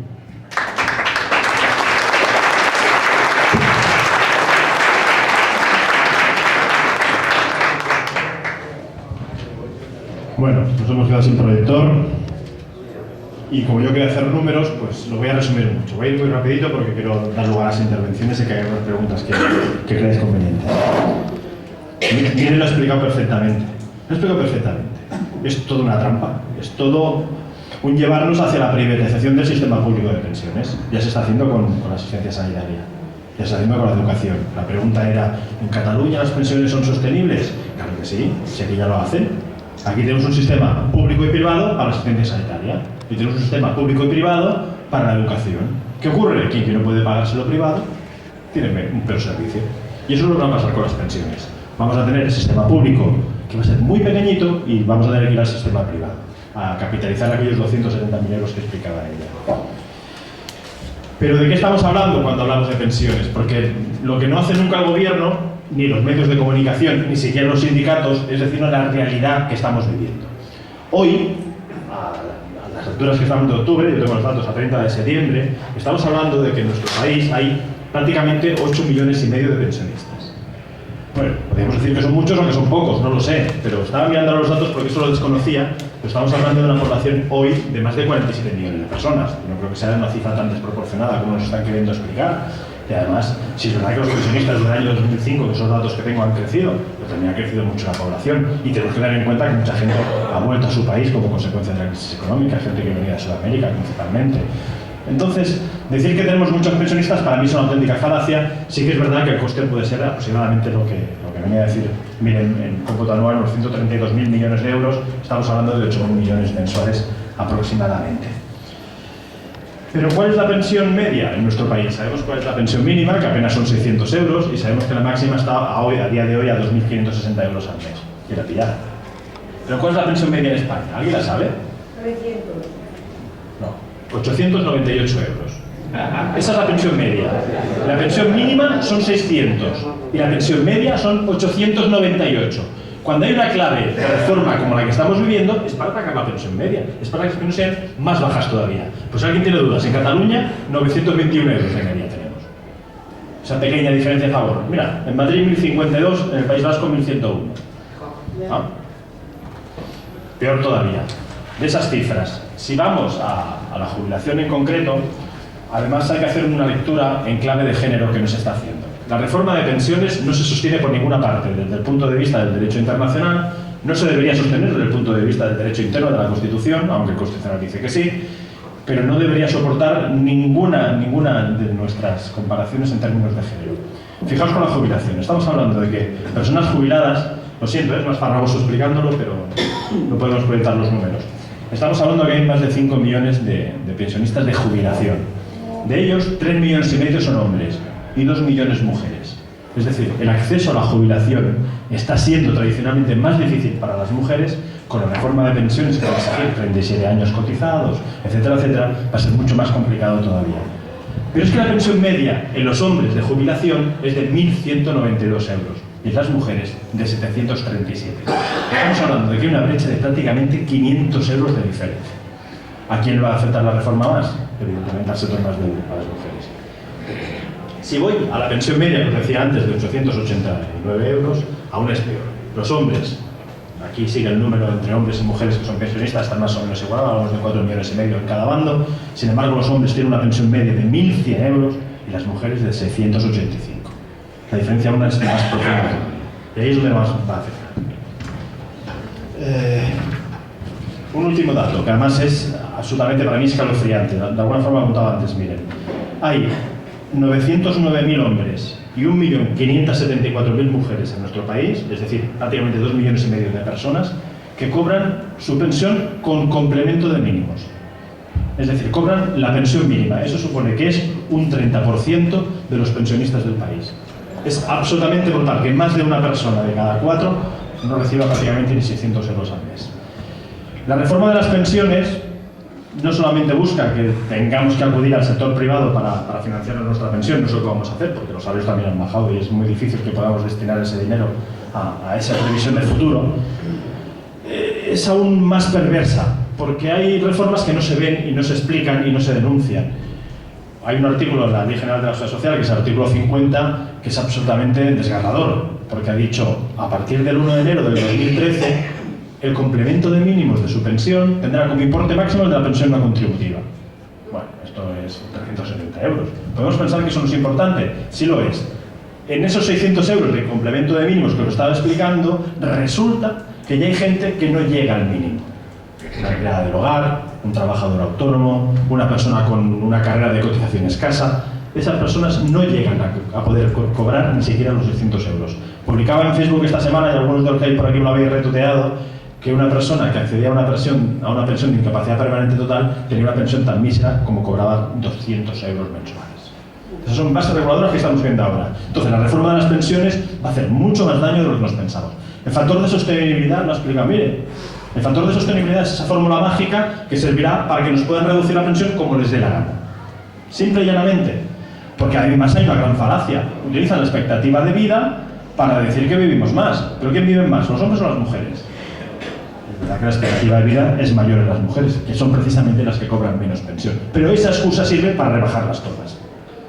Entonces, dentro de esa falacia del PP-PSOE, no escondo de tanto uno como otro, empezó el señor Zapatero en el 2011 y la arrebató Rajoy, un plato es un plato, un vaso es un vaso, pero la pensión tiene que ser digna. Pero de eso no se ha dado cuenta. Entonces, en esa reforma que vamos a ver y que va a ser mucho peor todavía de lo que estamos padeciendo ahora mismo, la pensión media va a bajar y va a bajar en picado, nosotros tenemos armas. Una arma la habéis desarrollado todos vosotros, o muchos de los que estáis aquí, y es mediante ese juego de las demandas individuales, es decir, yo no estoy de acuerdo con mi revalorización, yo creo que me pertenece el 1,9. Y aquí yo que en el 2012 tenía que pasar de tapadillo y de la noche a la mañana publicar un Real Decreto Ley, bueno, aquel año publicó más de 30, Rajoy, muchos de ellos permanecen todavía a día de hoy. Pues bueno, pues aquello que iba a ser silencio absoluto y nadie iba a reflejarlo, resulta que hoy está en todos los juzgados de Barcelona. Pero es que hoy me comunicaban que además acaba de crear una María Pensionista en Valencia. Pero es que además en Gijón se han presentado más de 3.000 demandas. Es que resulta que en Madrid están presentando interés en todo lo que estáis haciendo aquí en Barcelona. Bueno, hemos conseguido que el debate esté, que se hable de las revalorizaciones. La reciente sentencia del Juego Social número 12 de Barcelona, de Maya Olivas, una magistrada excelente, pues ha puesto el dedo en la llaga. Ella ha dicho que el problema de la revalorización, de la no revalorización, tendríamos que decir, es que hay una pauperización de las pensiones. Dice, las pensiones nos están haciendo más pobres cada día. Y cuando nos da la razón en estas sentencias, todavía quedan más magistrados por pronunciarse, ahora os explicaré el camino que hayamos hecho hasta el Tribunal Superior de Justicia de Cataluña, hace un análisis doble, hace un análisis jurídico, pero hace también uno social. Dice, desde el punto de vista jurídico, lo que os decía es insostenible. La Carta Social Europea, el Código Europeo de Seguridad Social, dicen que el derecho a la seguridad social tiene que ser un derecho progresivo, que se tiene que incrementar progresivamente el derecho a las prestaciones de seguridad social y no al revés. Sin embargo, hace un análisis sociológico. Es muy triste que lleguemos hoy a la conclusión en nuestro país que una persona puede tener una pensión e incluso un salario y ser pobre. Y eso está pasando a día de hoy. La reforma de las pensiones no ha supuesto una reforma de la cotización. Ven que no subieron el IVA. Nos dijeron, no, el IVA tiene que ser superior, porque aquí hay que pagar cosas, hay que patrocinar al Estado, ¿vale? Muy bien. Pero, ¿y las cotizaciones? ¿Por qué no se han tocado las cotizaciones a la seguridad social? ¿Por qué el empresario sigue cotizando un 28,3? Y digo yo, además, ¿y es lo mismo el señor que tiene un bar y un asalariado que cotiza el 28,3 que los señores del Corte Inglés que tienen miles de empleados? La cotización no podría ser diferente, ¿verdad que el IRPF es progresivo? ¿Por qué no las cotizaciones también? Esa es la gran mentira, lo explicaban perfectamente. Miren, las cotizaciones no son las que tienen que pagar el sistema se tiene que pagar de muchas formas, y una de ellas podría ser tranquilamente incrementando las cotizaciones, sobre todo las multinacionales, e incrementando los impuestos a aquellas personas que no reciben y pagan menos, que no son precisamente las del trabajo. Pero como las estadísticas son mentira, podríamos decir, porque está defendiendo ahora que el salario medio en España creo que dicen que es aproximadamente 2.000 euros. Claro, si se cuentan las cotizaciones, sí, lo dicen, se publica. Pero las estadísticas muchas veces son mentiras. Si viene el señor Messi y hacemos la media de su salario y el mío, cobramos 10 millones de euros cada uno. Sí, claro, las estadísticas funcionan así. ¿Vale? Lo que sí que os quiero decir, bueno, hay que seguir luchando. Cuando hacíamos estas primeras charlas del tema de la revalorización, y te me acuerdo de venir muy cerca de aquí, además, en el barrio de Hortalí, pues habrían 10 personas, ¿no? Cada vez ha ido más, cada vez es más conocido, cada vez se está luchando más, y de alguna forma se está haciendo visible que no vamos a consentir que lo reformen las pensiones. Esta demanda de las revalorizaciones anuncia lo que va a venir. Esa lectura en clave de género de la reforma de las pensiones nos lleva a que tendremos que luchar contra el factor de sostenibilidad. Eso no se puede permitir. Ahora, hasta el 2019 no entrará en vigor, pero en 2019 lo reclamaremos. No lo vamos a consentir. Y en cuanto la pensión media empiece a bajar a niveles de complemento de mínimos, lo vamos a luchar. Y a las personas que están cobrando por debajo del complemento de mínimos de otras personas, también lo vamos a luchar. Y ahora tenemos el debate planteado en los juzgados de lo social, pero también lo tenemos ya en el Tribunal Superior de Justicia de Cataluña. Y allí empiezan a tener problemas. Es cierto que las primeras sentencias fueron negativas, el juzgado social número 10, el número 31, el 22, el 27, que yo no recuerdo ninguna más. Faltan muchos por pronunciarse todavía. Pero todos ellos dieron un nexo común que es muy importante para esta lucha, y es que sí se aplica el derecho internacional. España tiene obligación. Otra cosa es la consecuencia de nosotros que pedimos, y es que se ajuste al IPC. Pero es que el Tribunal Superior de Justicia de Cataluña, os podéis imaginar que los que acceden a la condición de jueces muchas veces son de familias de larga tradición, no suelen ser hijos de trabajadores la gran mayoría, y además el PP ya se encargó de cerrar el cuarto turno, que es el que permitía a abogados laboralistas acceder a la sede judicial. El Tribunal Superior de Justicia va a tener que resolver, y entre ellos ya no están demasiado de acuerdo. De hecho, hay una muy reciente sentencia, ni siquiera la han querido publicar, que se ha tenido que dictar en Sala General, y es en aplicación de la Carta Social Europea. En este caso no por las revalorizaciones, sino por el tema del contrato de emprendedores que habéis oído, ¿no? Es un contrato que permite al empresario contratar a una persona y durante el primer año despedirlo cuando quiera, simplemente alegando que no ha superado el periodo de prueba. Eso contraría normativa internacional que dice que el despido tiene que tener una causa justa y que el periodo de prueba tiene que ser un periodo razonable. Un año parece que es un poco excesivo, ¿no? Poder despedirte sin derecho a ninguna indemnización. Eso el Tribunal Superior de Justicia no lo acaba de ver demasiado bien, no se acaba de poner de acuerdo, y han intentado, para no tener que dar la consecuencia de la nulidad del despido, decir, pues bueno, entendemos que no se aplica la Carta Social Europea. Ojo, nosotros pedimos también la OIT y pedimos el Código Europeo de Seguridad Social, pero hay un voto discrepante de 8 magistrados que dicen que nada de eso, que España está obligada a aplicar los tratados internacionales. Entonces, bueno, ese es el camino que tenemos. Si queréis abrimos el turno de debates y comentamos algunas dudas que podéis tener. Vale, ya está, las cifras son las explicadas, no hay más. ¿Quién coge palabra? Yo quiero decir algo. Inalámbrico no es, pero que hay Pero tenéis que ir acercando... Tengo buena voz, no voy a decir nada. Vale, tú tienes buena voz. Aparte de todo lo que nos están haciendo, sí, leí que el IRPF no tendríamos que pagarlo de todos los pensionistas. Fíjate eso. Yo quiero hablar. Y hacía una explicación, que ahora no me acuerdo bien, de por qué, las razones. Realmente no tendríamos que estar pagando el IRPF, que ya lo hemos pagado durante nuestra vida activa.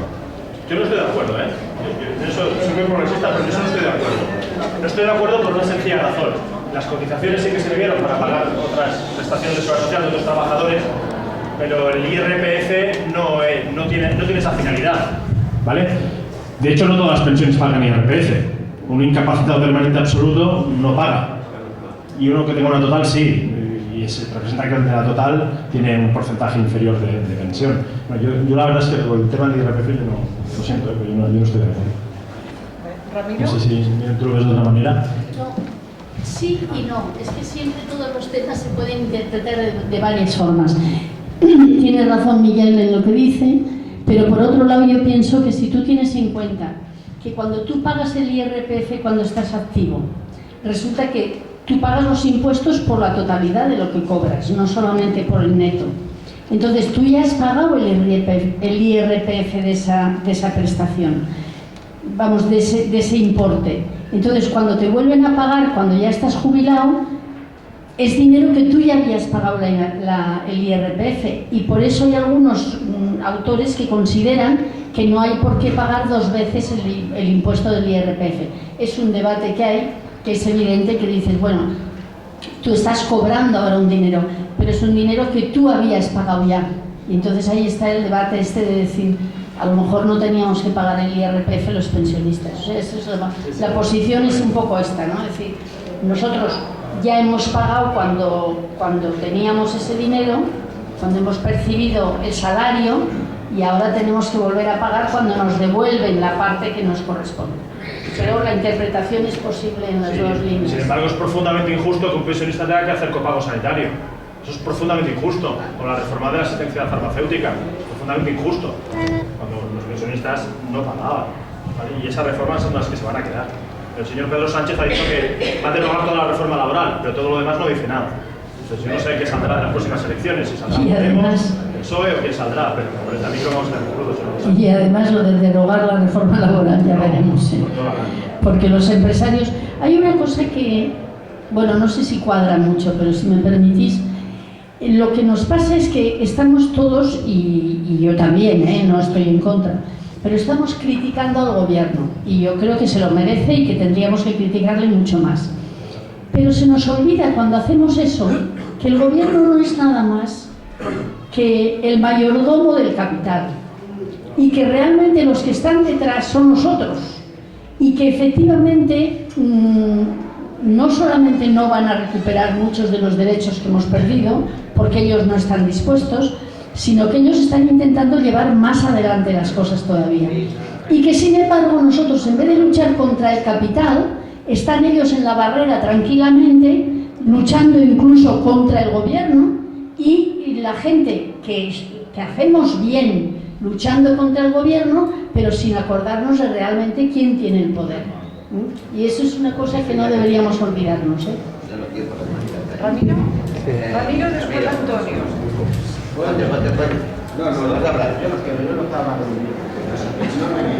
El problema que tenemos Es que no se ve. tal y como ha tenido Voy karaoke.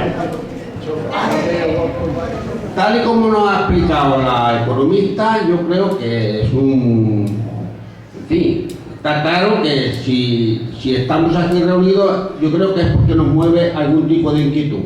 Entonces, la propuesta que yo vengo a hacer aquí esta tarde es la siguiente: que nosotros, de aquí, que salgan fotografías, que llenemos los muros de nuestros amigos y los nuestros de fotografías, como que aquí ha habido una asamblea para hablar del sistema que nos preocupa, que es las pensiones. Las pensiones corren peligro, mucho peligro, pero la gente no lo está entendiendo. Prueba de ello es, como ha dicho la economista, aquí nada más cabemos gente mayores, que la mayoría ya somos los que cobramos la pensión. Entonces, tenemos que llegar a la gente que todavía no la cobra, porque nosotros ya la tenemos. Más o menos nos va a durar mientras vivamos, pero ¿y los que vienen detrás que tienen 45 y 50 años y no sabemos si la van a cobrar? Bueno, pues hay que quitarle la mente de esta gente que dice que no va a cobrar, hay que quitarle esa idea de la cabeza, y es que se suman, que se vengan con nosotros a la calle. Cada vez que hacemos una concentración, esto se está extendiendo como la pólvora. Yo cada día recibo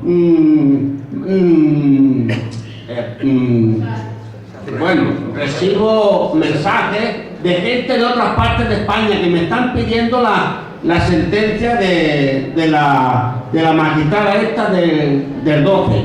Me están pidiendo los documentos que hay que rellenar para reclamar. O sea que la gente se está empezando a mover. Y esto hay que multiplicarlo por mucho. En los juicios, yo quisiera hablar de los juicios. Nosotros estamos recuperando un sistema que se había olvidado ahora ya durante el tiempo de bienestar social, se había olvidado la solidaridad. No acudíamos a los juicios de nuestros compañeros, las salas estaban vacías con el abogado y el interesado. Ahora estamos llenando la sala, en los juzgados estamos llenando la sala, estamos creando problemas. Tenemos que convertirnos en un grano en el culo de cada uno de los ministros de este gobierno, que son unos fascistas. Tenemos que crear problemas. Si a ser posible, si pudiéramos convertir el problema de las pensiones en un problema de orden público, ya verás cómo esta gente se espabilaría y nos tendrían que pagar todo el dinero que nos deben. Pero para eso hay que acudir a los juicios, que vea la gente que hacemos fotografías delante del juzgado, como el otro día hicimos una. Ayer o antes de ayer hicimos otra fotografía dentro del juzgado, un grupo más pequeño, pero mucha gente tiene recelo a hacerse fotos. No, señor. ¿Tenemos nosotros prensa a nuestro favor? No, pues tenemos que utilizar las redes. Y es de la única manera que nosotros podemos hacer propaganda y llegar a otros pueblos de España que nos han considerado como que somos los pioneros y llevamos una avanzadilla con el resto de España. Pero están empezando a copiar, y es gracias a la propaganda que estamos haciendo. ¿Quién nos iba a decir a nosotros que íbamos a salir un día en la prensa y en la tele? Hemos salido ya hasta en la tele, pero fue gracias a la movilización que hicimos el día 6 de mayo. que cortamos la ronda. Pues esto ha hecho que saliéramos en la prensa. Mucha gente decía, es que no salimos en la prensa, es que no salimos en la tele. Bueno, la noticia hay que crearla. Y nosotros es lo que estamos haciendo, creando la noticia. Y si queremos nosotros que se hable de nosotros, tendremos que seguir creando la noticia. Nada más.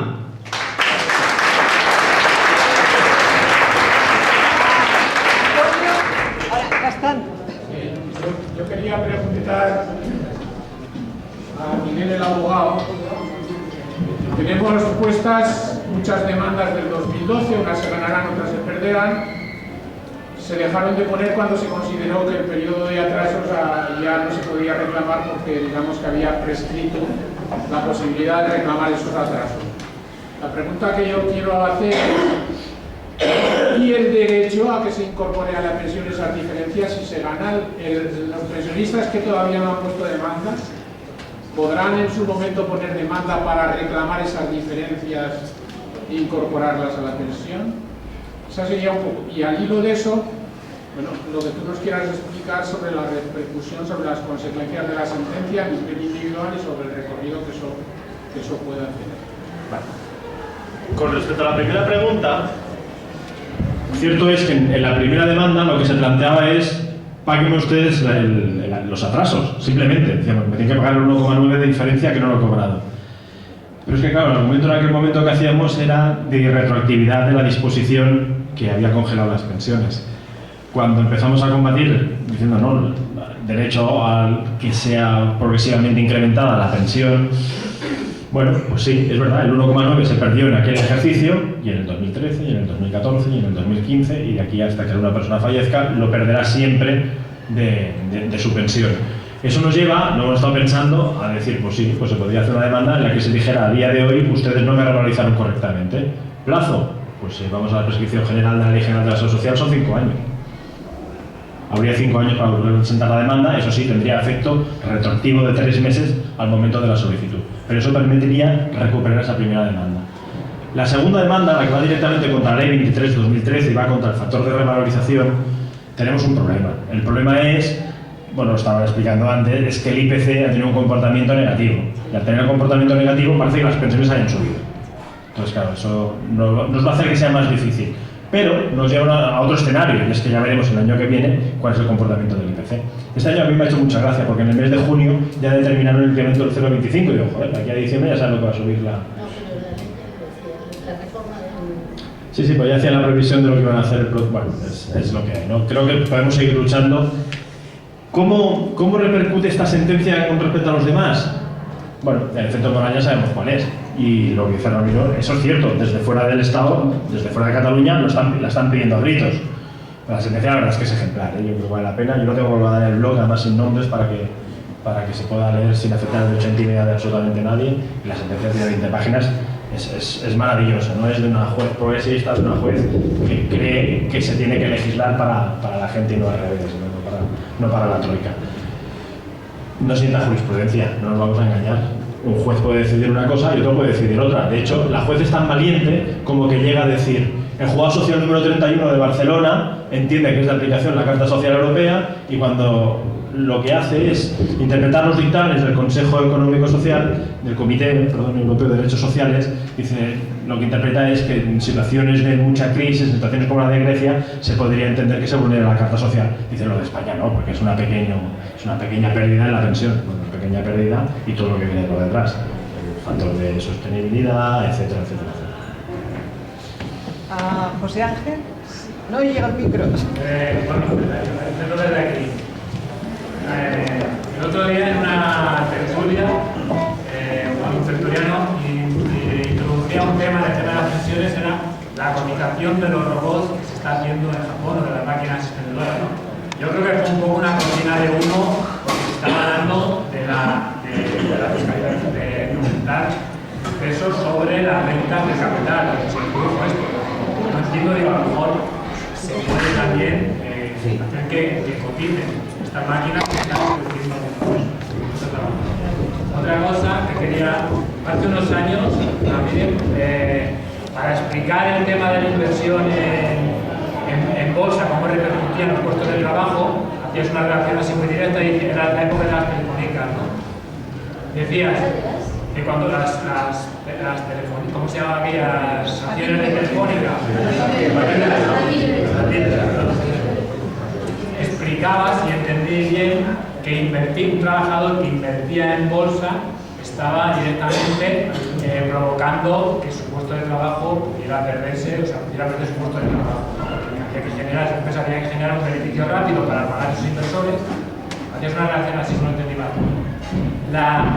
¿Cómo relacionas con la empresa? El invertir en los fondos de pensiones, cuando los privados, cuando se invierten en ellos, estamos provocando esta pérdida de puestos de trabajo. Cuando este dinero tiene una rentabilidad rápida, genera o burbujas o genera reestructuraciones de empresas, soluciones y vuelve a haber más pérdida de puestos de trabajo. No sé si me he explicado bien. Y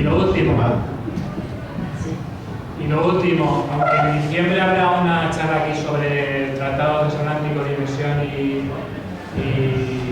libre comercio, ¿qué relación tendrá este tratado, esa prueba? ¿Cómo afectará a las pensiones? Bueno, a ver, ¿cuál era la primera pregunta? Ah, sí. Bueno, es verdad que yo lo de Japón no sé, pero en Francia ha habido propuestas de que no solamente se cotice por los salarios, sino que se cotice también por las inversiones en capital. Y a mí no me ha dado tiempo, pero entre las cosas que yo decía que son posibles, lo que no hay es ningún inconveniente en que se cotizara por el valor añadido. ¿Por qué no se va a cotizar por valor añadido en lugar de salarios? Porque eso incluiría ya la parte de capital. Es decir, fórmulas fáciles, porque son fáciles, para poder resolver ese tema están. O bien se puede hacer cotizar, como dicen los franceses, por las inversiones de capital también, por el valor del capital que tenga una empresa, o se puede cotizar perfectamente por el valor añadido. Estamos todos pagando el IVA. Si estamos pagando el IVA, ¿por qué no se puede pagar el IVA para las pensiones? No sería muy popular en nuestro sentido, pero se podría diseñar de una forma que no fuera lo mismo. Entonces, en ese sentido, eso es factible. Eso es factible. Y en Japón tienen esa idea. Yo no sé que la hayan llevado a cabo todavía, pero bueno, a lo mejor es mi ignorancia, que tampoco puedes estar al día de todo. Eso es la primera pregunta. La segunda pregunta sobre si las inversiones afectan. A ver, en el capitalismo todo afecta a los beneficios del capital. Y cuando afectan los beneficios del capital, si no son los suficientes, ellos van a cerrar la empresa. Tanto si tú has invertido en fondo de pensiones como no. O sea, las pequeñas inversiones de tipo nuestro afectan, claro que afectan, porque es toda la estructura del capitalismo la que está ahí. Pero a mí no es lo que más me preocuparía, sino mucho más el gran tipo de los grandes buitres que hemos visto y de las listas que nos ha enseñado Salva y los grandes capitales. Ahora, que hay una tendencia en este momento, bueno, desde hace bastantes años en el mundo, en que lo que se pretende es beneficios rápidos para los accionistas, eso es una tendencia absolutamente real en el capital que lleva ya años. Y que eso supone que hay, por ejemplo, muchas inversiones que todos hemos visto, que no son inversiones para producir. A ver, ahora vamos a empalmar el tema de Salva. Si tú tienes un fondo de pensiones y ese fondo de pensiones tiene que tener unos beneficios X, porque no es que les preocupan las pensiones, tiene que tener unos beneficios X para los que han invertido en esos fondos de pensiones. Y, por ejemplo, ahora están bajando los tipos de interés y está siendo más difícil esto, entonces lo que están haciendo muchos inversores, porque no son empresarios, lo que están haciendo muchos inversores es comprar empresas, fusionar empresas, amalgamar empresas para lo que ellos dicen eufemísticamente adelgazarlas, para poder disminuir, por ejemplo, la plantilla, para poder racionalizarlas más y tener más beneficios. Entonces, esa tendencia existe. Esa tendencia, si tú inviertes en un fondo de pensiones, la refuerzas. Lo que pasa es que entre la cantidad que los trabajadores invertimos y las grandes inversiones que hacen, pues la diferencia es sustancial. Pero indudablemente todo lo que sea invertir en capital lo refuerza, ¿eh? Ahora, el tema no es tanto, o por lo menos a mí me lo parece, si tú inviertes, digamos, 25.000 o 50.000 o 100.000 euros. A mí me sorprende mucho la cantidad que algunos ahorran. Cuando leía las cifras de las preferentes estuve muy sorprendida, porque yo digo, había trabajadores que parecía que eran trabajadores normales y que tenían 200.000 euros ahorrados. Yo digo, pues qué buenas administradoras deben de ser, qué buenos administradores. Pero bueno, dejando la broma, ¿no? O sea, decir, si tú realmente participas en todo esto, estás participando. Pero es que el tema es que en el capitalismo tampoco puedes vivir sin participar, en cierto nivel, quiero decir, ¿no? O sea que realmente es toda la estructura del capital. Por eso cuando a veces hablamos de apaños, de arreglos, claro que hay que luchar por las cosas pequeñas, pero hay que luchar sabiendo siempre, como tu pregunta ha desvelado, que en el fondo es la estructura del capitalismo en general la que está. Y que es ahí en la que tendríamos que luchar, ¿no? Pero la respuesta concreta es, sí que estás siendo cómplice siempre que inviertas. Lo que pasa es que, a mi juicio, esto ya es una opinión más personal, una pequeña cantidad invertida pues probablemente no tiene el peso que tiene la Caixa, ¿no? Pero sí, si todos decidiéramos no invertir nunca en nada, pues seguramente en el sistema se notaría, porque somos no muy ricos, pero sí que muchos.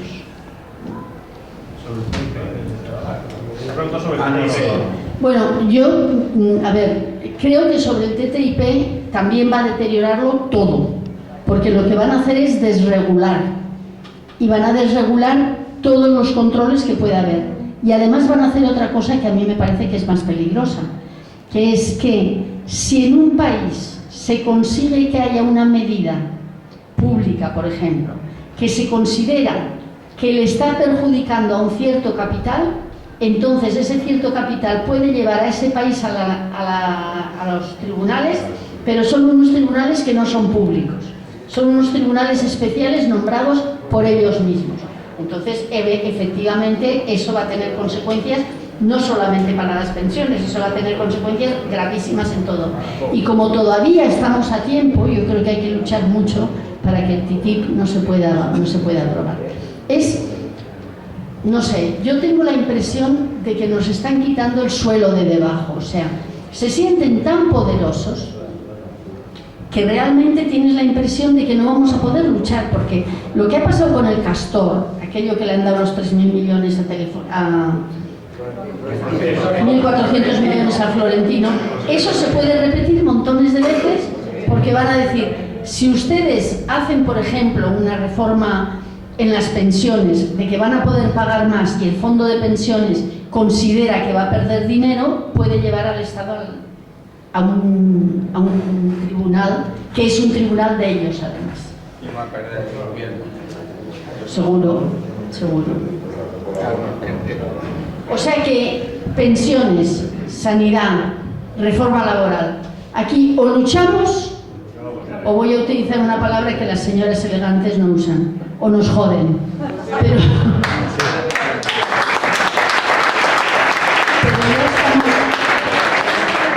nos tendríamos que dar cuenta de que si no luchamos, estamos cada día yendo hacia atrás, y que es grave.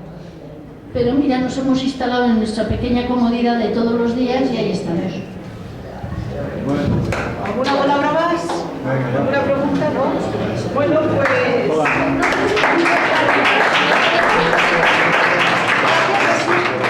¿Sí? ¿Alguien más quiere participar? No se oye. Una pregunta. Las pensiones privadas, ¿les graban las fiestas? ¿En qué porcentaje? Ah, sí, perdón, Sandra. Es que ahora hemos recuperado, pero es igual, no tiene caso. Pero quiero decir una cosa, no vale la pena, es igual. Yo creo que incluso creo que, a ver, los fondos de pensiones, lo que me ha quedado por hablar, que tocaba... Una pensión privada. Sí, los fondos de pensión privados. A ver, los fondos de pensión privados, los bancos, son todo lo mismo, ¿me entendéis? Y en ese momento mi sensación, que yo un poco lo que quería llegar al final de todo, es que incluso los bancos, o sea, el poder financiero, va a descapitalizar a los fondos privados de pensiones y quedarse con ese dinero. Y eso otro día lo explicaremos. O sea, los fondos privados de pensiones son una auténtica estafa, no para los públicos, que también, porque en la nota que vi antes, al final, fijaros que la única ventaja que tienen los fondos privados es que desgravan Hacienda. Todo lo demás es mentira. Todo lo demás es mentira. La otra cosa que quería decir es una cosa muy simple. Mirad, la humanidad ha llegado a una altura de su historia, ¿no? Que tenemos una capacidad tecnológica que puede acabar con el mundo. Tenemos una cantidad de máquinas enormes. Hablan ellos de los robots, ¿no? Entonces, en la historia de la humanidad, en que las máquinas pueden trabajar más por nosotros que producto de eso, porque claro, las máquinas para funcionar luego necesitan energía. Y la energía que se está utilizando, que es energía fósil, está destruyendo el planeta a través del cambio climático. Destruimos el cambio climático porque utilizamos mucha energía para mover las máquinas, pero al mismo tiempo, cuando las máquinas nos tendrían que librar más que nunca del trabajo sofocante, resulta que es el contrario, que tenemos que trabajar más y cada vez parece ser que con menos gente no van a haber posibilidad de pensiones. Eso es una falacia. Las máquinas sirven para que la humanidad viva mejor y produzca más, y con menos trabajo se pueda vivir mejor. Todo lo demás son mentiras absolutas, como han dicho los compañeros, y por lo tanto nos tenemos que tirar contra todas estas mentiras. Es imposible eso. Y con el tema del dinero, con el tema del dinero mismo. Mirad, la gente produce en las fábricas con nuestras manos. ¿Os acordáis que decían mis manos, mi capital? Pues muy bien, pues la gente produce con sus manos y produce lo que produce el país. Todo el demás dinero es deuda creada financieramente y es una estafa para apoderarse de lo que realmente producen nuestras manos. ¿Y eso qué es el capital financiero? Es una producción, una entelequia que lo que intenta es aprovecharse y que coger todo lo que nosotros producimos para que no tengamos absolutamente nada.